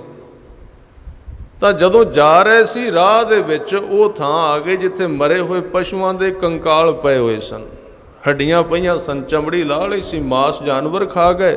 ਤੇ ਉਸੇ ਤਰ੍ਹਾਂ ਤਾਬੂਤ, ਉਸੇ ਤਰ੍ਹਾਂ ਕੰਕਾਲ ਮੱਝਾਂ ਦੇ ਗਾਵਾਂ ਦੇ ਪਏ ਹੋਏ ਹੱਡੋ ਰੋੜਾ ਸੀ। ਕਬੀਰ ਜੀ ਉਸ ਨਾਲ ਗਏ ਚੇਲੇ ਨੂੰ ਕਹਿੰਦੇ ਵੀ ਮੇਰੀ ਇਮਦਾਦ ਕਰ, ਆਪਾਂ ਖੀਰ ਬਣਾਉਣੀ ਹੈ ਨਾ ਮਰਿਆਂ ਵਾਸਤੇ, ਤੇ ਦੁੱਧ ਵੀ ਮਰੇ ਪਸ਼ੂਆਂ ਦਾ ਚਾਹੀਦਾ, ਆਪਾਂ ਜਿਉਂਦੇ ਪਸ਼ੂਆਂ ਦਾ ਦੁੱਧ ਨਹੀਂ ਲੈਣਾ। ਜੋੜ ਤੇ ਤਾਂ ਹੀ ਬੈਠੇਗਾ ਨਾ, ਮਰੇ ਬੰਦਿਆਂ ਨੂੰ ਖੀਰ ਖਵਾਉਣੀ ਹੈ ਤੇ ਮਰਿਆਂ ਪਸ਼ੂਆਂ ਦੇ ਦੁੱਧ ਚਾਹੀਦਾ ਹੈ। ਉਹ ਹੈਰਾਨ ਹੋ ਗਿਆ ਵੀ ਇਹ ਕਿਹੜਾ ਚੱਕਰ। ਕਹਿਣ ਲੱਗੇ ਮੇਰੇ ਨਾਲ ਆ ਥੋੜਾ ਜਿਹਾ। ਇੱਕ ਮੱਝ ਦਾ ਤਬੂਤ ਪਿਆ ਸੀ ਕੰਕਾਲ, ਉਹਨੂੰ ਖੜਾ ਕਰ ਲਿਆ ਸਿੱਧਾ। ਕਹਿਣ ਲੱਗੇ ਤੂੰ ਇਹਨੂੰ ਫੜ ਕੇ ਰੱਖ ਤੇ ਮੈਂ ਚੋਨਾ। ਉਹਨੂੰ ਮਨਾ ਲਿਆ। ਇੰਨੇ ਚਿਰ ਵਿੱਚ ਤੇ ਭਗਤ ਜਿਹੜੇ ਨੇ ਮਨਾ ਹੀ ਲੈਂਦੇ ਨੇ। ਫਿਰ ਆ ਕਈ ਨਹੀਂ ਸੀ ਮੰਨਦੇ, ਮੰਨ ਗਏ ਨਾ ਸਾਰੇ ਹੌਲੀ ਹੌਲੀ ਸਹਿਜੇ ਸਹਿਜੇ। ਤਾਂ ਉਹ ਜਿਸ ਵੇਲੇ ਖੜੇ ਕਰਕੇ ਉਹਨੇ, ਕਬੀਰ ਜੀ ਨੇ ਥੋੜਾ ਜਿਹਾ ਹੱਥ ਕੀਤਾ ਇਸ ਤਰ੍ਹਾਂ ਜਿਵੇਂ ਚੋਈਦਾ, ਉੱਥੇ ਕਿਹੜਾ ਦੁੱਧ ਸੀ। ਬਾਲਟੀ ਲੈ ਕੇ ਵਾਪਸ ਆ ਗਏ। ਉਸੇ ਤਰ੍ਹਾਂ ਬਾਲਟੀ ਫੜੀ ਜਿਵੇਂ ਬਾਲਟੀ ਵਿੱਚ ਦੁੱਧ ਹੁੰਦਾ। ਜਾ ਕੇ ਕਹਿੰਦੇ ਜੀ ਬਾਲਟੀ ਭਰ ਕੇ ਲਿਆਇਆ। ਉਹ ਦੂਸਰੇ ਵੀ ਹੈਰਾਨ। ਸੁਣਿਆ ਉਹਨਾਂ ਵੀ ਐਸੇ ਵੀ ਕਬੀਰ ਕਈ ਵਾਰੀ ਇਸ ਤਰ੍ਹਾਂ ਦੇ ਕੰਮ ਕਰਦੇ ਜਿਹੜੇ ਕਈ ਵਾਰੀ ਸ਼ੱਕ ਪੈਣ ਲੱਗ ਪੈਂਦਾ ਵੀ ਉਲਟੇ ਸਿੱਧੇ ਕੰਮ ਨੇ। ਬਾਲਟੀ ਖਾਲੀ, ਤੁਰਨ ਇਸ ਤਰ੍ਹਾਂ ਜਿਵੇਂ ਭਰੀ ਹੋਈ ਹੈ। ਉਹ ਦੂਸਰਾ ਆਇਆ, ਉਹਨੇ ਕਿਹਾ ਬਾਲਟੀ ਖਾਲੀ। ਕਬੀਰ ਜੀ ਨੇ ਫਿਰ ਇਸ ਤਰ੍ਹਾਂ ਫੜਾਈ ਜਿਵੇਂ ਭਰੀ ਹੁੰਦੀ। ਕਹਿਣ ਲੱਗੇ ਧਿਆਨ ਨਾਲ ਫੜਿਆ ਜੇ ਦੁੱਧ ਨਾ ਡੁੱਲ ਜਾਏ। ਉਹ ਕਹਿੰਦੇ ਸੱਜਣਾ ਇਹਦੇ ਵਿੱਚ ਦੁੱਧ ਹੈ ਹੀ ਨਹੀਂ ਜਿਹੜਾ ਲੰਘ ਰਿਹਾ। ਕਹਿੰਦੇ ਨਹੀਂ, ਖੀਰ ਬਣਾਉਣੀ ਹੈ ਨਾ ਮਰਿਆਂ ਵਾਸਤੇ, ਤਾਂ ਮੈਂ ਮਰੀ ਹੋਈ ਮੱਝ ਦਾ ਦੁੱਧ ਲੈ ਆਇਆ, ਧਿਆਨ ਨਾਲ ਖੀਰ ਬਣਾਈ, ਡੁੱਲ ਨਾ ਜਾਏ। ਗੱਲ ਫੈਲ ਗਈ, ਸਾਰੀ ਚਰਚਾ ਹੋਈ। ਤਾਂ ਇਸ ਭਰਮਗੜ੍ਹ ਨੂੰ ਉਹਨਾਂ ਨੇ ਇਸ ਤਰ੍ਹਾਂ ਤੋੜਿਆ, ਤਰੀਕਾ ਸੀ ਉਹਨਾਂ ਕੋਲ। ਇਸ ਕਰਕੇ ਉਹ ਇੱਕ ਤਰ੍ਹਾਂ ਦੇ ਯੋਗ ਭਗਤ ਸਨ ਕਿ ਜਿਹੜੇ ਸੱਚਾਈ ਨੂੰ ਤਰੀਕੇ ਨਾਲ ਪੇਸ਼ ਕਰ ਦਿੰਦੇ ਵੀ ਸੱਚ ਕੀ ਹੈ। ਸੱਚ ਕਹਿਣਾ ਤੇ ਹੋਰ ਗੱਲ ਹੈ, ਜਿਹਨੂੰ ਆਪਾਂ ਪੰਜਾਬੀ ਵਿੱਚ ਕਹਿੰਦੇ ਆ ਕੁਹਾੜਾ ਮਾਰ ਦੇਣਾ ਸਿੱਧਾ, ਉਹ ਚੀਜ਼ ਹੋਰ ਹੈ। ਗੁਰੂ ਸਾਹਿਬ ਨੇ ਬਾਣੀ ਵਿੱਚ ਜਿਹਨੂੰ ਸੱਚ ਵੀ ਸਮਝਾਇਆ ਨਾ, ਦੋ ਚੀਜ਼ਾਂ ਵਰਤੀਆਂ ਨੇ, ਜੁਗਤ ਤੇ ਪਿਆਰ, ਦੋ ਚੀਜ਼ਾਂ ਦੇ ਨਾਲ। ਤਾਂ ਪੂਜਾ ਵੀ ਕਈ ਪ੍ਰਕਾਰ ਦੀ। ਹਜ਼ੂਰ ਨੇ ਕਿਹਾ ਅਸੰਖ ਪੂਜਾ, ਅਸੰਖ ਤਪ ਤਾਓ, ਤਪੱਸਿਆ ਕਰਨ ਵਾਲਿਆਂ ਦਾ ਕੋਈ ਅੰਤ ਨਹੀਂ। ਲੋਕ ਕਿੰਨੀ ਤਰ੍ਹਾਂ ਨਾਲ ਤਪੱਸਿਆ ਕਰਦੇ। ਜਦੋਂ ਬੰਦਾ ਇਸ ਤਰ੍ਹਾਂ ਬੇਅੰਤਤਾਈ ਨੂੰ ਵੇਖਦਾ ਜਾਏਗਾ, ਹੰਕਾਰ ਆਪਣੇ ਆਪ ਟੁੱਟਦਾ ਜਾਏਗਾ। ਉਹ ਨਹੀਂ ਕਹੇਗਾ ਬਈ ਸਾਡੇ ਵਾਲੀ ਸੰਸਥਾ ਸਭ ਤੋਂ ਵੱਡੀ ਹੈ, ਕਦੀ ਨਹੀਂ ਕਹੇਗਾ ਉਹ। ਕਿਉਂਕਿ ਆਈ ਪੰਥੀ ਸਗਲ ਜਮਾਤੀ ਦਾ ਸਿਧਾਂਤ ਉਹਦੇ ਅੰਦਰ ਹੋਰ ਗਹਿਰਾ ਹੋ ਜਾਏਗਾ ਤੇ ਉਹ ਕੇਵਲ ਆਪਣੇ ਦੁਆਲੇ ਹੀ ਰੱਬ ਨੂੰ ਨਹੀਂ ਭਵਾਉਂਦਾ, ਉਹ ਕਹਿੰਦਾ ਦੂਜਿਆਂ ਕੋਲ ਵੀ ਹੈ, ਕੱਲਾ ਮੈਂ ਭਗਤ ਨਹੀਂ ਹਾਂ। ਤਾਂ ਸਤਿਗੁਰਾਂ ਨੇ ਇੱਥੇ ਬਚਨ ਕੀਤਾ, ਕਹਿਣ ਲੱਗੇ ਅਸੰਖ ਤਪ। ਤਪੀਸਰ ਬੜੀ ਤਰ੍ਹਾਂ ਦੇ ਨੇ। ਵੈਸੇ ਸਿੱਖੀ ਵਿੱਚ ਤਪ ਦਾ ਜਿਹੜਾ ਸੰਵਿਧਾਨ ਹੈ, ਇੱਥੇ ਤਪ ਦੇ ਅਰਥ ਨੇ ਤਪਸ਼, ਗਰਮੀ। ਇੱਥੇ ਤਪ ਦਾ ਅਰਥ ਕਿਸੇ ਧੂਣੀ ਕੋਲ ਬਹਿਣਾ ਨਹੀਂ। ਤਪ ਦੇ ਅਰਥ ਨੇ ਇਸ ਥਾਂ ਤੇ ਕਿ ਗੁਰੂ ਨੇ ਦਿੱਤਾ ਹੁਕਮ, ਜਿਹੜੇ ਕੰਮ ਵਾਸਤੇ ਹੁਕਮ ਦਿੱਤਾ ਵੀ ਇਹ ਕਰਨਾ ਹੈ, ਕੋਈ ਵੀ ਕਰਮ ਹੈ। ਮੰਨ ਲਓ ਅੰਮ੍ਰਿਤ ਵੇਲਾ ਹੈ ਤਾਂ ਸਰੀਰ ਉੱਠਦਾ ਨਹੀਂ, ਸਰੀਰ ਨਹੀਂ ਤਿਆਰ ਉੱਠਣ ਵਾਸਤੇ, ਤਾਂ ਉਸ ਸਰੀਰ ਨੂੰ ਅਣਸੁਣਿਆ ਕਰਕੇ ਧੱਕੇ ਨਾਲ ਉੱਠ ਕੇ ਬਹਿ ਜਾਣਾ। ਤੁਸੀਂ ਵੇਖੋਗੇ ਜਿੱਦਣ ਇਸ ਤਰ੍ਹਾਂ ਕਰੇਗਾ, ਜਿਹੜਾ ਇਸ ਅਵਸਥਾ ਵਿੱਚ ਉਹਦੇ ਸਰੀਰ ਵਿੱਚੋਂ ਤਪਸ਼ ਨਿਕਲੇਗੀ, ਸੇਕ ਨਿਕਲੇਗਾ, ਕਿਉਂਕਿ ਸਰੀਰ ਵੀ ਸਹਿਮਤ ਨਹੀਂ, ਮਨ ਵੀ ਸਹਿਮਤ ਨਹੀਂ, ਪਰ ਅੰਦਰ ਕੋਈ ਹੋਰ ਬੈਠਾ ਜਿਹਨੇ ਗੁਰੂ ਦੀ ਗੱਲ ਸੁਣ ਲਈ ਸੀ, ਉਹ ਤੀਜਾ ਹੈ। ਉਹਨੇ ਧੱਕੇ ਨਾਲ ਕਿਹਾ ਤੁਹਾਨੂੰ ਉੱਠਣਾ ਪਏਗਾ, ਤਾਂ ਉਦੋਂ ਸਰੀਰ ਵਿੱਚੋਂ ਥੋੜ੍ਹਾ ਚਿਰ ਤਪਸ਼ ਨਿਕਲੇਗੀ। ਇਹ ਹੈ ਸਿੱਖੀ ਦਾ ਤਪ। ਫਿਰ ਬਾਣੀ ਪੜ੍ਹਨੀ ਹੈ, ਮਨ ਨਹੀਂ ਲੱਗਦਾ, ਗੁਰੂ ਨੇ ਕਿਹਾ ਪੜ੍ਹਨੀ ਹੈ, ਤਾਂ ਉਹਦੇ ਉੱਤੇ ਜ਼ਬਰਦਸਤੀ ਕਰਨੀ, ਇਹਨੂੰ ਕਹਿੰਦੇ ਸਿੱਖੀ ਦਾ ਤਪ। ਜੋ ਜੋ ਹਜ਼ੂਰ ਨੇ ਹੁਕਮ ਕੀਤੇ ਸਾਡੇ ਵਾਸਤੇ, ਜੋ ਜੋ ਸਾਨੂੰ ਕਿਹਾ, ਉਹਨਾਂ ਨੂੰ ਲਾਗੂ ਕਰ ਦੇਣਾ ਜੀਵਨ ਦੇ ਉੱਤੇ। ਉਦੋਂ ਜਦੋਂ ਸਰੀਰ ਦੇ ਅੰਦਰ ਊਰਜਾ ਟਕਰਾਉਂਦੀ ਹੈ ਮਨ ਦੀ ਤੇ ਗੁਰੂ ਦੇ ਹੁਕਮ ਦੀ, ਉੱਥੋਂ ਜਿਹੜਾ ਸੇਕ ਨਿਕਲਦਾ ਉਹਨੂੰ ਕਹਿੰਦੇ ਸਿੱਖੀ ਦਾ ਤਪ ਹੈ। ਇਹ ਤਪ ਹੋ ਰਿਹਾ, ਸਿੱਖੀ ਦੀ ਤਪੱਸਿਆ ਹੋ ਰਹੀ ਹੈ ਤਪੱਸਿਆ ਜ਼ਰੂਰ ਸਿੱਖੀ ਦੇ ਅੰਦਰ, ਪਰ ਇਹਦਾ ਰੂਪ ਉੱਥੋਂ ਬਦਲ ਦਿੱਤਾ ਗੁਰੂ ਸਾਹਿਬ ਨੇ। ਧੂਣੇ ਕੋਲ ਬਹਿਣ ਦੀ ਲੋੜ ਨਹੀਂ ਹੈ, ਧੂਣੀਆਂ ਰਮਾਉਣ ਦੀ, ਜਾਂ ਉਹਨਾਂ ਦਾ ਆਪਣਾ ਤਰੀਕਾ ਹੈ, ਇਹ ਵੀ ਖਿਆਲ ਰੱਖਣਾ। ਜੇ ਕੋਈ ਧਰਮ ਦਾ ਬੰਦਾ ਉਹ ਆਪਣੇ ਤਰੀਕੇ ਨਾਲ ਕੋਈ ਧੂਣੀ ਤਪਾਉਂਦਾ ਹੈ, ਉਹਨੂੰ ਗਾਲਾਂ ਨਹੀਂ ਕੱਢਣੀਆਂ ਸੀ, ਗੁਰੂ ਸਾਹਿਬ ਨੇ ਇਹ ਨਹੀਂ ਕਿਹਾ। ਉਹ ਕਰਦਾ ਕਰੀ ਜਾਏ, ਪਰ ਅਸੀਂ ਆਪਣੇ ਢੰਗ ਦੇ ਨਾਲ, ਜਿਹੜਾ ਸਾਨੂੰ ਗੁਰੂ ਸਾਹਿਬ ਨੇ ਦੱਸਿਆ। ਕਹਿੰਦੇ ਅਸੰਖ ਤਪ ਤਾਓ ਦਾ ਅਰਥ ਤਪਾਉਣਾ। ਕਈ ਤਰੀਕਿਆਂ ਨਾਲ ਉਸ ਸੱਚ ਨੂੰ ਪ੍ਰਾਪਤ ਕਰਨ ਵਾਸਤੇ ਤਪੱਸਿਆ ਕਰਨ ਵਾਲੇ ਹਨ। ਅੱਗੇ ਬਚਨ ਕੀਤੇ, ਕਹਿੰਦੇ ਅਸੰਖ ਗ੍ਰੰਥ ਮੁਖ ਵੇਦ ਪਾਠ। ਇੱਥੇ ਹੁਣ ਵੇਦ ਜਿਹੜੇ ਨੇ ਉਹ ਅਸੰਖ ਨੇ। ਇੱਕ ਚੀਜ਼ ਦਾ ਇੱਥੇ ਹੱਲ ਹੁੰਦਾ ਹੈ। ਗੁਰੂ ਗ੍ਰੰਥ ਸਾਹਿਬ ਦੇ ਅੰਦਰ ਕਈ ਥਾਵਾਂ ਤੇ ਗੁਰਬਾਣੀ ਨੂੰ ਵੇਦ ਕਿਹਾ ਗਿਆ, ਸਭ ਨਾਦ ਵੇਦ ਗੁਰਬਾਣੀ। ਹੋਰ ਵੀ ਕਈ ਬਚਨ ਆਉਂਦੇ ਸ੍ਰੀ ਰਾਗ ਦੇ ਅੰਦਰ। ਇੱਥੇ ਇੱਕ ਸਾਡੀ ਇੱਕ ਸਮੱਸਿਆ ਹੈ ਕਿ ਵੇਦ ਸ਼ਬਦ ਜਿਹੜਾ ਹੈ ਹਿੰਦੂ ਧਰਮ ਨਾਲ ਸੰਬੰਧਿਤ, ਉਹਨਾਂ ਦੇ 4 ਵੇਦ ਨੇ। ਅਸੀਂ ਕਈ ਵਾਰੀ, ਕਿਉਂਕਿ ਹਰ ਇੱਕ ਧਰਮ ਨੂੰ ਦੂਜੇ ਨਾਲੋਂ ਨਿਖੇੜਨਾ ਪੈਂਦਾ ਚਲਾਉਣ ਵਾਸਤੇ, ਜ਼ਰੂਰੀ ਹੈ ਬੜਾ, ਪਰ ਉਸ ਥਾਂ ਤੇ ਅਸੀਂ ਕੀ ਕਰਨੇ ਆ, ਨਿਖੇੜਨ ਦੀ ਥਾਂ ਤੇ ਅਸੀਂ ਉਹਨਾਂ ਦੀ ਨਿੰਦਿਆ ਕਰਨੇ ਆ ਵੀ ਵੇਦ ਸ਼ਬਦ ਨੂੰ ਨਹੀਂ ਵਰਤਣਾ, ਵੇਦ ਸ਼ਬਦ ਵਿੱਚ ਨਹੀਂ ਆਉਣਾ ਚਾਹੀਦਾ, ਇਹ ਤੇ ਉਹਨਾਂ ਦੇ ਧਰਮ ਦਾ। ਪਰ ਇੱਥੇ ਗੁਰੂ ਸਾਹਿਬ ਨੇ ਬਚਨ ਕੀਤਾ ਕਿ ਅਸੰਖ ਗ੍ਰੰਥ ਮੁਖ ਵੇਦ ਪਾਠ। ਅਸੰਖ ਦਾ ਮਤਲਬ 4 ਨਹੀਂ ਹੁੰਦਾ, ਅਸੰਖ ਦਾ ਮਤਲਬ ਹੁੰਦਾ ਹੈ ਅਣਗਿਣਤ, ਜਿਨ੍ਹਾਂ ਦੀ ਗਿਣਤੀ ਨਾ ਕੀਤੀ ਜਾ ਸਕੇ। ਜਿੰਨੇ ਵੀ ਗ੍ਰੰਥ ਨੇ ਇਸ ਧਰਤੀ ਦੇ ਉੱਤੇ, ਉਹਨਾਂ ਨੂੰ ਇੱਕ ਭਾਸ਼ਾ ਦੇ ਵਿੱਚ ਵੇਦ ਕਿਹਾ ਜਾਂਦਾ ਸੀ। ਤੇ ਵੇਦ ਕਿਸੇ ਫਿਰ ਇੱਕ ਕੌਮ ਨਾਲ ਸੰਬੰਧਿਤ ਨਹੀਂ, ਵੇਦ ਸਾਰੀਆਂ ਕੌਮਾਂ ਦਾ ਇੱਕ ਸਾਂਝਾ ਸ਼ਬਦ ਹੈ। ਜਿਵੇਂ ਪਾਣੀ ਹੈ, ਹਵਾ ਹੈ, ਸੂਰਜ ਹੈ, ਚੰਦਰਮਾ ਸਾਰਿਆਂ ਦਾ ਹੈ। ਇਸ ਤਰ੍ਹਾਂ ਕਿੰਨੇ ਕੁ ਵੇਦ ਹਨ, ਕਿੰਨੇ ਕੁ ਗ੍ਰੰਥ ਹਨ, ਦੁਨੀਆ ਵਿੱਚ ਵੇਦਾਂ ਦਾ ਕੋਈ ਅੰਤ ਨਹੀਂ। ਪਰ ਇੱਕੋ ਇੱਕ ਸਿੱਖੀ ਦੇ ਅੰਦਰ ਗੁਰੂ ਸਾਹਿਬ ਨੇ ਇਹ ਬਚਨ ਕੀਤਾ ਕਿ ਵੇਦ ਗ੍ਰੰਥ ਨੂੰ ਗੁਰੂ ਦੀ ਪਦਵੀ ਦੇ ਦਿੱਤੀ ਗਈ, ਧੰਨ ਗੁਰੂ ਗ੍ਰੰਥ ਸਾਹਿਬ ਜੀ ਨੂੰ। ਪਹਿਲਾਂ ਜਿੰਨੇ ਵੀ ਗ੍ਰੰਥ ਆਏ ਨੇ, ਸਿਰਫ ਉਹਨਾਂ ਦੀ ਕਿਤਾਬ ਦੇ ਤੌਰ ਤੇ ਉਹਨਾਂ ਦੀ ਵਿਚਾਰ ਕੀਤੀ ਜਾਂਦੀ ਸੀ, ਵੀ ਉਹਨੂੰ ਪੜ੍ਹਿਆ ਜਾਂਦਾ ਸੀ, ਗੁਰੂ ਨਾਲ ਬਹਿੰਦਾ ਸੀ ਵੱਖਰਾ। ਅਜੇ ਵੀ ਹਨ ਸਾਡੇ ਵਿੱਚ, ਬੜੇ ਨਿਕਲੇ ਨੇ। ਉਹਨਾਂ ਦਾ ਇਹ ਜਿਹੜਾ ਵਿਸ਼ਾ ਹੈ ਸਾਡੇ ਵਿੱਚ ਵੀ ਹਨ। ਉਹ ਕਹਿੰਦੇ ਨੇ ਬੰਦਾ ਗੁਰੂ ਚਾਹੀਦਾ ਹੈ, ਪੰਜਾਬ ਦੀ ਧਰਤੀ ਤੇ ਨੇ। ਔਰ ਉਹਨਾਂ ਦੇ ਕਈ ਤਰਕ ਬੜੇ ਸਿੱਧੇ ਨੇ, ਵੀ ਜਿੰਨਾ ਚਿਰ ਸਰੀਰ ਵਿੱਚ ਨਹੀਂ ਆਉਂਦਾ ਜਗਿਆਸੂ ਦਾ ਉਧਾਰ ਨਹੀਂ ਹੋ ਸਕਦਾ। ਇਹ ਤੇ ਸ਼ਬਦ ਨੇ ਨਾ, ਸਿੱਖਿਆ ਹੈ, ਪੜ੍ਹੋ ਸੁਣੋ। ਪਰ ਗੁਰੂ ਕਲਗੀਧਰ ਪਾਤਸ਼ਾਹ ਨੇ ਇੱਕ ਕਿਰਪਾ ਕਰ ਦਿੱਤੀ। ਉਹਨਾਂ ਨੂੰ ਪਤਾ ਸੀ ਵੀ ਬਾਬੇ ਬਕਾਲੇ ਵਿੱਚ ਗੁਰੂ ਦੀ ਗੱਲ ਚੱਲੀ ਸੀ। ਇੱਕ ਦੀ ਗੁਰੂ ਹਰਕ੍ਰਿਸ਼ਨ ਸਾਹਿਬ ਨੇ ਕਿਹਾ ਸੀ, ਬਾਬਾ ਬਸੈ ਗ੍ਰਾਮ ਬਕਾਲੇ, ਬਨ ਗੁਰ ਸੰਗਤ ਸਗਲ ਸੰਭਾਲੇ। ਤੇ ਜਿਹੜੇ ਗੁਰੂ ਸਨ ਗੁਰੂ ਤੇਗ ਬਹਾਦਰ ਸਾਹਿਬ, ਉਹ ਤੇ ਬਾਹਰ ਨਿਕਲੇ ਨਹੀਂ, ਉਹਨਾਂ ਤੇ ਦਾਅਵਾ ਕੀਤਾ ਨਹੀਂ। ਤੇ ਕਈਆਂ ਨੂੰ ਪਤਾ ਲੱਗ ਗਿਆ, ਉਹਨਾਂ ਨੇ ਬੜੀ ਜਲਦੀ ਬਾਜ਼ਾਰ ਵਿੱਚੋਂ ਜਾ ਕੇ ਖਰੀਦੇ ਬੜੇ ਵੱਡੇ ਤਖਤ ਪੋਜ, ਵੱਡੇ ਸਰਾਣੇ ਖਰੀਦੇ, ਚੌਰ ਲਿਆਂਦੇ ਵਧੀਆ, ਬੰਦੇ ਲਾ ਲਏ ਦਿਹਾੜੀ ਤੇ, ਕਿਸੇ ਨੂੰ ਕਿਹਾ ਚੌਰ ਕਰ, ਕਿਸੇ ਨੂੰ ਕਿਹਾ ਕੁਝ ਕਰ, ਤਾਂ ਉੱਥੇ ਬਾਈ ਬੈਠ ਗਏ ਤੇ ਭਾਈ ਮੱਖਣ ਸ਼ਾਹ ਨੂੰ ਪਤਾ ਨਹੀਂ ਲੱਗਦਾ ਗੁਰੂ ਕਿਹਨੂੰ ਕਹਾਂ। ਬਾਈ ਨੇ ਉੱਥੇ ਇੱਕ ਨਹੀਂ ਹੈ, ਬਾਈ ਬੈਠੇ ਨੇ, ਸਮਝ ਨਹੀਂ ਆਉਂਦੀ। ਤਾਂ ਜਦੋਂ ਗੁਰੂ ਕਲਗੀਧਰ ਪਾਤਸ਼ਾਹ ਨੇ ਵੇਖਿਆ ਵੀ ਆ ਜਿਹੜੇ ਬਾਈ ਮੰਜੀਆਂ ਵਾਲੇ ਸੱਜਣ ਨੇ ਨਾ, ਅੱਜ ਤੇ ਬਾਈ ਨੇ, ਤੇ ਬਾਅਦ ਵਿੱਚ ਲੰਮਾ ਸਮਾਂ ਲੰਘਣ ਤੋਂ ਬਾਅਦ ਇਹਨਾਂ ਬਾਈ ਨਹੀਂ ਰਹਿਣਾ ਨਾ, 22,000 ਹੋ ਜਾਣਾ ਹੈ। ਕਿਹਨੂੰ ਕਿਹਨੂੰ ਸਮਝਾਵਾਂਗੇ?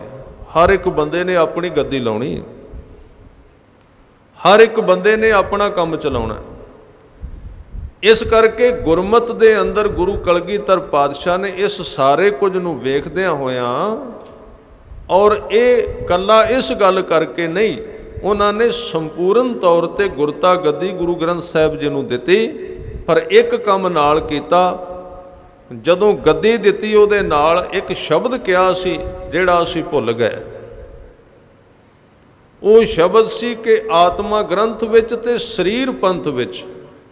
ਗੁਰਮਤ ਮੰਨਦੀ ਹੈ, ਗੁਰਮਤ ਬਿਲਕੁਲ ਮੰਨਦੀ ਹੈ, ਸਰੀਰ ਤੋਂ ਬਿਨਾਂ ਉਧਾਰ ਨਹੀਂ। ਧਿਆਨ ਦਿਆ ਜੇ, ਮੈਂ ਇੱਕ ਕੌੜੀ ਜੀ ਸੱਚਾਈ ਤੁਹਾਡੇ ਨਾਲ ਕਹਾਂਗਾ, ਹੈ ਤੇ ਬੜਾ ਖਤਰਾ ਇਹਦੇ ਵਿੱਚ,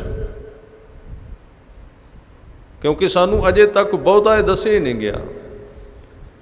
ਇਹਦੇ ਵਿੱਚ ਕੋਈ ਸ਼ੱਕ ਨਹੀਂ ਕਿ ਦੇਹਧਾਰੀ ਦਾ ਜਿਹੜਾ ਉਧਾਰ ਹੈ, ਜਿਵੇਂ ਕਿ ਆ ਦੂਸਰੇ ਮਤ ਕਹਿੰਦੇ ਅਸੀਂ ਗੁਰੂ ਗ੍ਰੰਥ ਸਾਹਿਬ ਨੂੰ ਗੁਰੂ ਨਹੀਂ ਮੰਨਦੇ, ਇਸ ਕਰਕੇ ਬੰਦਾ ਵਿੱਚ ਗੁਰੂ ਬਣਾਇਆ। ਤੁਸੀਂ ਕਿਵੇਂ ਉਧਾਰ ਕਰਾਉਂਦੇ ਹੋ ਸਿੱਧਾ ਗੁਰਬਾਣੀ ਤੋਂ? ਦੇਹ ਤਾਂ ਫਿਰ ਵੀ ਚਾਹੀਦੀ ਹੈ। ਸਾਡੇ ਗੁਰੂ ਸਾਹਿਬ ਨੇ, ਕਲਗੀਧਰ ਪਾਤਸ਼ਾਹ ਨੇ ਪੂਰਾ ਵਿਗਿਆਨ ਦਿੱਤਾ ਹੈ ਦੇਹ ਦਾ। ਉਹਨਾਂ ਨੇ ਕਿਹਾ ਆਤਮਾ ਮੇਰੀ ਗ੍ਰੰਥ ਵਿੱਚ ਹੈ, ਸਰੀਰ ਮੇਰਾ ਪੰਥ ਵਿੱਚ ਹੈ, ਪੰਜਾਂ ਵਿੱਚ ਮੇਰਾ ਸਰੀਰ ਹੈ। ਫਿਰ ਪੰਜਾਂ ਤੋਂ ਬਾਅਦ ਉਹਨਾਂ ਨੇ ਇੱਕ ਹੋਰ ਸੰਵਿਧਾਨ ਦਿੱਤਾ, ਕਹਿਣ ਲੱਗੇ ਗੁਰਮੁਖ ਸਿਉ ਕਰ ਦੋਸਤੀ, ਸਤਿਗੁਰ ਸਿਉ ਲਾਏ ਚਿੱਤ। ਹੁਣ ਤੂੰ ਇਹਦੇ ਤੋਂ ਬਾਅਦ ਜਿਹੜੀ ਤੇਰੀ ਦੇਹ ਦੀ ਜ਼ਰੂਰਤ ਹੈ ਉਹ ਸੰਗਤ ਵਿੱਚੋਂ ਪੂਰੀ ਹੋ ਜਾਏਗੀ। ਗੁਰਸਿੱਖਾਂ ਅੰਦਰ ਸਤਿਗੁਰੂ ਵਰਤੇ। ਤਾਂ ਫਿਰ ਗੁਰਮਤ ਦੇ ਅੰਦਰ ਆ ਜਿੰਨੇ ਵੀ ਸੰਪਰਦਾਵਾਂ ਚੱਲੀਆਂ ਨੇ ਜਾਂ ਜਥੇਬੰਦੀਆਂ ਚੱਲੀਆਂ ਨੇ, ਉਹਨਾਂ ਦੇ ਵਿੱਚ ਉਹਨਾਂ ਥਾਵਾਂ ਦੀ ਸੇਵਾ ਸੰਭਾਲ ਵਾਸਤੇ ਸਿਰਫ ਜਥੇਦਾਰ ਥਾਪੇ ਗਏ। ਤੁਸੀਂ ਵੇਖੋਗੇ ਸਿੱਖੀ ਦੇ ਮਹਾਨ ਜਿਹੜੇ ਗੁਰਮੁਖ ਪਰਉਪਕਾਰੀ ਸੰਤ ਹੋਏ ਨੇ, ਉਹਨਾਂ ਗੱਦੀ ਨਹੀਂ ਦਿੱਤੀ ਕਿਸੇ ਨੂੰ ਕਦੀ। ਸਾਹਮਣੇ ਤੁਹਾਡੇ ਹੋਇਆ ਨਾ ਬਹੁਤ ਕੁਝ, ਕਿਸੇ ਨੂੰ ਦੇ ਕੇ ਨਹੀਂ ਗਏ। ਕਿਉਂ? ਕਿਉਂਕਿ ਉਹਨਾਂ ਨੂੰ ਸਿੱਖੀ ਦੇ ਸੰਵਿਧਾਨ ਦਾ ਪਤਾ ਹੈ। ਸਿੱਖੀ ਵਿੱਚ ਗੱਦੀ ਨਹੀਂ ਦਿੱਤੀ ਜਾਂਦੀ ਕਿਸੇ ਨੂੰ। ਜਦੋਂ ਕੋਈ ਇੱਕ ਚਲਾ ਜਾਂਦਾ ਹੈ ਤੇ ਬਾਅਦ ਵਿੱਚ ਸੰਗਤ ਮਿਲ ਕੇ ਉਹਦਾ ਉੱਤਰਾਧਿਕਾਰੀ ਉਸ ਕੰਮ ਨੂੰ ਸੰਭਾਲਣ ਵਾਸਤੇ ਚੁਣਦੀ ਹੈ, ਉਹਦਾ ਸਤਿਕਾਰ ਕਰਨਾ ਬਣਦਾ ਹੈ ਉਹਨਾਂ ਸਰੀਰਾਂ ਦਾ। ਇਸ ਕਰਕੇ ਜਿਹੜੀ ਗੁਰੂ ਦੀ ਵਿਆਖਿਆ ਸੀ ਉਹ ਕਲਗੀਧਰ ਪਾਤਸ਼ਾਹ ਨੇ ਕੀਤੀ ਕਿ ਆਤਮਾ ਗ੍ਰੰਥ ਵਿੱਚ, ਸਰੀਰ ਸਾਡੇ ਵਿੱਚ ਵੀ ਹੈ, ਪਰ ਇੱਥੇ ਸਰੀਰ ਦਾਅਵਾ ਨਹੀਂ ਕਰ ਸਕਦਾ ਕਿ ਮੈਂ ਗੁਰੂ ਹਾਂ। ਗੁਰਤਾ ਗੱਦੀ ਦੀ ਸੁਪਰੀਮ ਪਾਵਰ ਜਿਹੜੀ ਗੁਰੂ ਗ੍ਰੰਥ ਸਾਹਿਬ ਕੋਲ ਰਹੇਗੀ। ਹੁਣ ਪੰਜ ਪਿਆਰੇ ਜਦੋਂ ਅੰਮ੍ਰਿਤ ਛਕਾਉਂਦੇ ਨੇ, ਉਦੋਂ ਅਰਦਾਸ ਤੋਂ ਬਾਅਦ ਉਹਨਾਂ ਦਾ ਕੋਈ ਨਾਮ ਨਹੀਂ ਲੈ ਸਕਦਾ। ਜਿਹੜਾ ਉਹਨਾਂ ਦਾ ਨਿੱਜੀ ਨਾਮ ਹੁੰਦਾ ਹੈ ਨਾ, ਉਹ ਨਾਂ ਲੈਣ ਤੇ ਮਨਾਹੀ ਹੈ। ਨਾਂ ਲੈ ਕੇ ਉਹਨਾਂ ਨੂੰ ਆਵਾਜ਼ ਨਹੀਂ ਦੇ ਸਕਦੇ ਤੁਸੀਂ। ਕਿ ਉਹ ਜਿਹੜੇ ਪੰਜ ਪਿਆਰੇ ਜਦੋਂ ਪੂਰਨ ਤੌਰ ਤੇ ਲਿਬਾਸ ਪਾ ਕੇ ਸਾਹਮਣੇ ਆਏ, ਅਰਦਾਸ ਹੋ ਗਈ, ਹੁਕਮਨਾਮਾ ਹੋ ਗਿਆ, ਸੁਧਾਈ ਹੋ ਗਈ, ਤਾਂ ਤੁਸੀਂ ਉਹਨਾਂ ਦਾ ਨਾਮ ਨਹੀਂ ਲੈ ਸਕਦੇ। ਮਰਿਆਦਾ ਇਹ ਹੈ, ਜਿੰਨਾ ਚਿਰ ਉਹ ਉਸ ਦਸ਼ਾ ਦੇ ਵਿੱਚ ਨੇ। ਇੱਕ ਉਹਨਾਂ ਦਾ ਵੀ ਸੰਵਿਧਾਨ ਹੈ ਕਿ ਉੱਥੇ ਅੰਮ੍ਰਿਤ ਛਕਾਉਣ ਦੇ ਵੇਲੇ ਜਿਹੜੇ ਜਗਿਆਸੂਆਂ ਦੀਆਂ ਉਹਨਾਂ ਨੇ ਸ਼ਿਕਾਇਤਾਂ ਸੁਣੀਆਂ ਨੇ ਨਾ, ਵੀ ਅੰਮ੍ਰਿਤ ਭੰਗ ਕੀਤਾ ਜਾਂ ਉਹਨਾਂ ਨੂੰ ਤਨਖਾਹ ਲਾਈ ਜਾਂ ਉਹਨਾਂ ਨੇ ਇਹ ਕਿਹਾ, ਇੱਕ ਪੰਜ ਪਿਆਰਿਆਂ ਵਾਸਤੇ ਵੀ ਸੰਵਿਧਾਨ ਹੈ ਕਿ ਉਦੋਂ ਤੁਸੀਂ ਗੁਰੂ ਦੇ ਰੂਪ ਵਿੱਚ ਹੋ। ਉੱਥੇ ਜਿਹੜੀ ਗੱਲਬਾਤ ਹੋਈ ਹੈ, ਬਾਅਦ ਵਿੱਚ ਜਦੋਂ ਵਸਤਰ ਲਾ ਕੇ ਆਮ ਦੁਨੀਆ ਵਿੱਚ ਆਉਣਾ, ਉੱਥੇ ਉੱਥੋਂ ਵਾਲੀ ਗੱਲ ਬਾਹਰ ਨਹੀਂ ਕਰਨੀ। ਇਹ ਉਹਨਾਂ ਦਾ ਵੀ ਸੰਵਿਧਾਨ ਹੈ। ਜਿਹੜਾ ਅੰਮ੍ਰਿਤ ਛਕਾਉਣ ਦੇ ਪੀਰੀਅਡ ਵਿੱਚ ਗੱਲਬਾਤ ਹੁੰਦੀ ਹੈ ਨਾ ਜਗਿਆਸੂਆਂ ਦੇ ਨਾਲ, ਜੇ ਕੋਈ ਪੰਜ ਪਿਆਰਿਆਂ ਵਿੱਚੋਂ ਬਾਹਰ ਆ ਕੇ ਜਦੋਂ ਆਮ ਸਧਾਰਨ ਵਰਤਦਾ, ਉਦੋਂ ਪਿਆਰਿਆਂ ਵਿੱਚ ਨਹੀਂ ਰਿਹਾ, ਬਾਹਰ ਆ ਗਿਆ, ਗੁਰੂ ਪਦਵੀ ਤੋਂ ਖਾਰਜ ਕਰ ਦਿੱਤਾ ਗਿਆ ਉਸੇ ਵੇਲੇ, ਉਦੋਂ ਉਹਨਾਂ ਚਿਰ ਰਹੇਗਾ। ਤਾਂ ਉਸ ਵੇਲੇ ਉਹ ਉੱਥੋਂ ਦੀ ਵਰਤੀ ਹੋਈ ਸਾਰੀ ਗੱਲਬਾਤ, ਕਿਸੇ ਨੂੰ ਕਿਵੇਂ ਅੰਮ੍ਰਿਤ ਛਕਾਇਆ, ਉਹਨੇ ਕਿਹੜੀ ਕੁਰੈਤ ਕੀਤੀ ਸੀ, ਕਿਹੜੀ ਢਿੱਲ ਕੀਤੀ, ਉਹਨੂੰ ਕਿਹੜੀ ਤਨਖਾਹ ਲਾਈ, ਇਹਦੀ ਵਿਆਖਿਆ ਬਾਹਰ ਨਹੀਂ ਕਰਨੀ ਹੁੰਦੀ। ਕਿਉਂਕਿ ਇੱਕ ਗੁਰੂ ਹੈ ਜਿਹੜਾ ਸਾਰਿਆਂ ਦੀਆਂ ਸ਼ਿਕਾਇਤਾਂ ਸੁਣਦਾ ਪਰ ਦੂਸਰੇ ਨੂੰ ਨਹੀਂ ਦੱਸਦਾ। ਉਹਦਾ ਜਿਗਰਾ ਇੰਨਾ ਹੈ, ਉਹਦਾ ਜੀਵਨ ਇੰਨਾ ਵਿਸ਼ਾਲ ਹੈ, ਉਹ ਸਾਰਿਆਂ ਦੀ ਸ਼ਿਕਾਇਤ ਨੂੰ ਆਪਣੇ ਕੋਲ ਹੀ ਸਮਾ ਲੈਂਦਾ ਹੈ। ਤਾਂ ਇਸ ਢੰਗ ਦੇ ਨਾਲ ਗੁਰੂ ਗ੍ਰੰਥ ਸਾਹਿਬ ਤੋਂ ਫਿਰ ਕਿਰਪਾ ਲੈਣੀ ਹੈ, ਝੁਕਣਾ ਹੈ ਤੇ ਗੁਰੂ ਗ੍ਰੰਥ ਸਾਹਿਬ ਸੱਚੇ ਪਾਤਸ਼ਾਹ ਜੀ ਨੂੰ। ਹਾਂ, ਦੂਜੀ ਸੰਗਤ ਦਾ ਸਤਿਕਾਰ ਕਰਨ ਦੀ ਗੱਲ ਆਉਂਦੀ। ਹਜ਼ੂਰ ਨੇ ਕਿਹਾ, ਜਿਨ ਕੇ ਚੋਲੇ ਰਤੜੇ ਪਿਆਰੇ, ਕੰਤ ਤਿਨਾ ਕੇ ਪਾਸ, ਧੂੜ ਤਿਨਾ ਕੀ ਜੇ ਮਿਲੈ ਜੀ ਕਉ ਨਾਨਕ ਕੀ ਅਰਦਾਸ। ਉਹ ਵਿਆਪਕ ਹੈ, ਜਿੱਥੇ ਨਾਮ ਵਸਿਆ ਹੋਇਆ ਉੱਥੇ ਸਤਿਕਾਰ ਆਪਣੇ ਆਪ ਸ਼ੁਰੂ ਹੋ ਜਾਏਗਾ। ਇਸ ਕਰਕੇ ਕਹਿੰਦੇ ਨੇ ਕਿ ਅਸੰਖ ਗ੍ਰੰਥ ਮੁਖ ਵੇਦ ਪਾਠ, ਅਸੰਖ ਜੋਗ ਮਨ ਰਹੇ ਉਦਾਸ। ਇਸ ਬ੍ਰਹਿਮੰਡ ਦੇ ਅੰਦਰ ਅਸੰਖਾਂ ਹੀ ਯੋਗੀ ਹਨ, ਯੋਗ ਕਮਾਉਣ ਵਾਲੇ। ਮਨ ਰਹੇ ਉਦਾਸ, ਜਿਨ੍ਹਾਂ ਦਾ ਮਨ ਸੰਸਾਰ ਵੱਲੋਂ ਉਦਾਸ ਹੋ ਜਾਂਦਾ, ਉਪਰਾਮ ਹੋ ਜਾਂਦਾ ਹੈ। ਸਭ ਕਹਿੰਦੇ ਅਸੰਖ ਭਗਤ ਗੁਣ ਗਿਆਨ ਵਿਚਾਰ। ਭਗਤ ਵੀ ਅਸੰਖਾਂ ਹਨ, ਅਨੇਕ ਹਨ, ਜਿਨ੍ਹਾਂ ਦੀ ਗਿਣਤੀ ਨਹੀਂ ਕੀਤੀ ਜਾ ਸਕਦੀ। ਵੱਖਰੇ ਵੱਖਰੇ ਤਰੀਕਿਆਂ ਵਾਲੇ, ਵੱਖਰੇ ਵੱਖਰੇ ਢੰਗ ਵਾਲੇ। ਗੁਰੂ ਸਾਹਿਬ ਨੇ ਸਾਰਿਆਂ ਦਾ ਸਤਿਕਾਰ ਕੀਤਾ, ਪਰ ਇੱਕ ਗੱਲ ਕਹੀ, ਕਹਿਣ ਲੱਗੇ ਮਰਿਆਦਾ ਕੋਈ ਹੋਵੇ, ਦੇਸ਼ ਕੋਈ ਹੋਵੇ, ਭਾਸ਼ਾ ਕਿਸੇ ਦਾ ਹੋਵੇ, ਕੋਈ ਸੰਤ ਭਗਤ ਕਿਸੇ ਭਾਸ਼ਾ ਵਿੱਚ ਬੋਲਦਾ ਹੋਵੇ, ਲਿਬਾਸ ਵੀ ਭਾਵੇਂ ਕਿਵੇਂ ਦਾ ਪਾਇਆ ਹੋਵੇ, ਕਿਹੜੇ ਦੇਸ਼ ਦਾ ਨਿਵਾਸੀ ਹੋਵੇ, ਪਰ ਕਲਗੀਧਰ ਪਾਤਸ਼ਾਹ ਨੇ ਇੱਕ ਗੱਲ ਕਹੀ, ਕਹਿਣ ਲੱਗੇ ਸਾਧੂ ਉਹਨੂੰ ਮੰਨਣਾ ਜਿਹਦੇ ਵਿੱਚ ਰੱਬ ਦਾ ਪਿਆਰ ਹੈ। ਜੇ ਪਿਆਰ ਨਹੀਂ, ਫਿਰ ਐਵੇਂ ਬੋਝ ਹੀ ਚੁੱਕ ਕੇ ਤੁਰੇ ਫਿਰਨੇ ਆ। ਚੰਗਾ ਹੁੰਦਾ ਦਿਹਾੜੀ ਕਰ ਲੈਂਦੇ, ਇੰਨੇ ਬੋਝ ਨਾਲ ਤੇ ਕਿੰਨੇ ਰੁਪਈਏ ਵਟੇ ਜਾਣੇ ਸਨ। ਬੋਝ ਬਹੁਤ ਹੈ, ਪ੍ਰੇਮ ਹੈ ਨਹੀਂ। ਉਹਦੇ ਵਾਸਤੇ ਬਚਨ ਕੀਤਾ ਕਿ ਸੰਤ ਸਮੂਹ ਅਨੇਕ ਮਤੀ ਕੇ, ਸਾਰੇ ਹੀ ਦੇਸ਼ ਕੋ ਦੇਖ ਰਹੇ ਹੋ ਮਤ। ਸੰਤ ਸਮੂਹ ਅਨੇਕ ਮਤੀ ਕੇ, श्री भगवान की पाए कृपा हूँ ते एक रति बिन एक रति के। जिन्ना चिर अकाल पुरख दा प्यार नहीं, लिबास भावें कोई होवे, भावें कोई भाषा बोलदा होवे, किहड़े धर्म नाल संबंधित साधु होवे, प्यार होना साधु लई अत जरूरी है। जे वो नहीं फिर साधु नहीं। इस करके कहंदे असंख भगत गुण ज्ञान विचार। अकाल पुरख के गुणों की विचार करने वाले भगत भी अनेक हैं। असंख सती असंख दातार। असंख्या ही सती हैं, उच्चे आचरण वाले हैं, उच्चे जीवन वाले हैं, ते बहुत सारे दातार हैं। दातार का मतलब वंडन वाले हैं, देण वाले हैं, जिन्हां दा सुभाव है कि जो कुछ उन्हां दे कोल आया है वो अगे वंडदे ने, अगे बख्शिश करदे। फिर साहब ने अगे बचन कह कहते असंख सूर मुँह भखसार। सूर का अर्थ है सूरमे, मूँह का अर्थ है मूँह दे उत्ते, भख का अर्थ है खाना, सार का भाव है लोहा। अनेकां ही इस तरह के सूरमे ने ਜਿਹੜੇ लोहे के शस्त्र अपने मूँह के उत्ते खांदे ने। इत्थे खाण का अर्थ मूँह नाल ਚੱਬ के खाना नहीं, इत्थे खाण का अर्थ है सहना। कहते अनेक सूरमे हैं इस धरती के उत्ते जिहड़े मैदाने जंग के अंदर लोहे के शस्त्र अपने मूँह ते खांदे, भाव परवाह नहीं करते, शहादत देंदे ने। असंख मोन लिवलाए तार। अनेकां हन, बेअंत हन जिहड़े मौन ही रहिंदे हन, जिहड़े बोलते नहीं हन। उन्हां दी लिव किते अंदर जुड़ गई, अंदर किते सूई अटक गई, शब्द दे नाल बोलना फिक्का प्रतीत हुंदा है। वो लिव विच रहिंदे ने ते एक तार सदा ही लिवतार बनी रहिंदी। फिर बचन कीते कहंदे कुदरत कवन कहाँ विचार। तेरी कुदरत दी विचार किन्ने कू करा। ये सारियां पौड़ियां ਇਹਦੇ ਵਿੱਚ ਵਾਹਿਗੁਰੂ ਦੀ ਬੇਅੰਤਤਾ, ਅਨੇਕਤਾ, ਜਿਹਨੂੰ ਕੋਈ ਮਿਣ ਨਹੀਂ ਸਕਦਾ, ਜਿਹਨੂੰ ਕੋਈ ਤੋਲ ਨਹੀਂ ਸਕਦਾ। ਜਪਣ ਵਾਲਿਆਂ ਨੂੰ ਸਮਝਾਇਆ ਗਿਆ ਇਹਨਾਂ ਵਿੱਚ ਕੁਝ ਵੀ ਤੋਲਿਆ ਜਾਣ ਵਾਲਾ ਇੱਥੇ ਨਹੀਂ, ਕੁਝ ਮਿਣਿਆ ਜਾਣ ਵਾਲਾ ਨਹੀਂ, ਸਿਰਫ ਉਹਨੂੰ ਨਮਸਕਾਰ ਕੀਤੀ ਜਾ ਸਕਦੀ।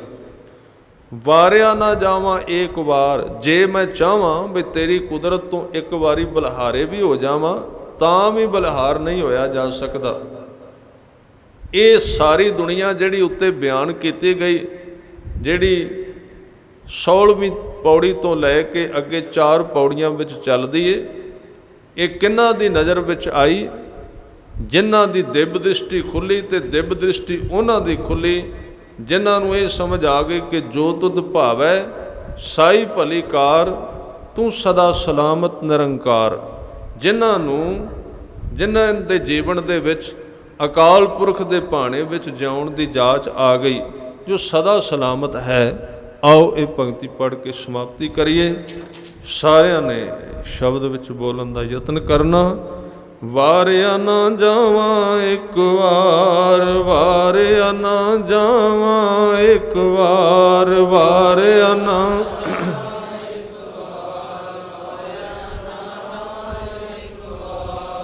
ਵਾਰਿਆ ਨਾ ਜਾਵਾਂ ਇੱਕ ਵਾਰ, ਵਾਰਿਆ ਨਾ ਜਾਵਾਂ ਇੱਕ ਵਾਰ, ਵਾਰਿਆ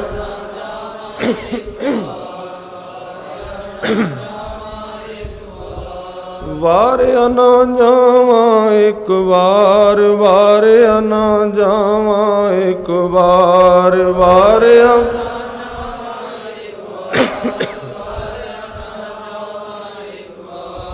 ਕੁਦਰਤ ਕਵਨ ਕਹਾ ਵਿਚਾਰ, ਕੁਦਰਤ ਕਵਨ ਕਹਾ ਵਿਚਾਰ।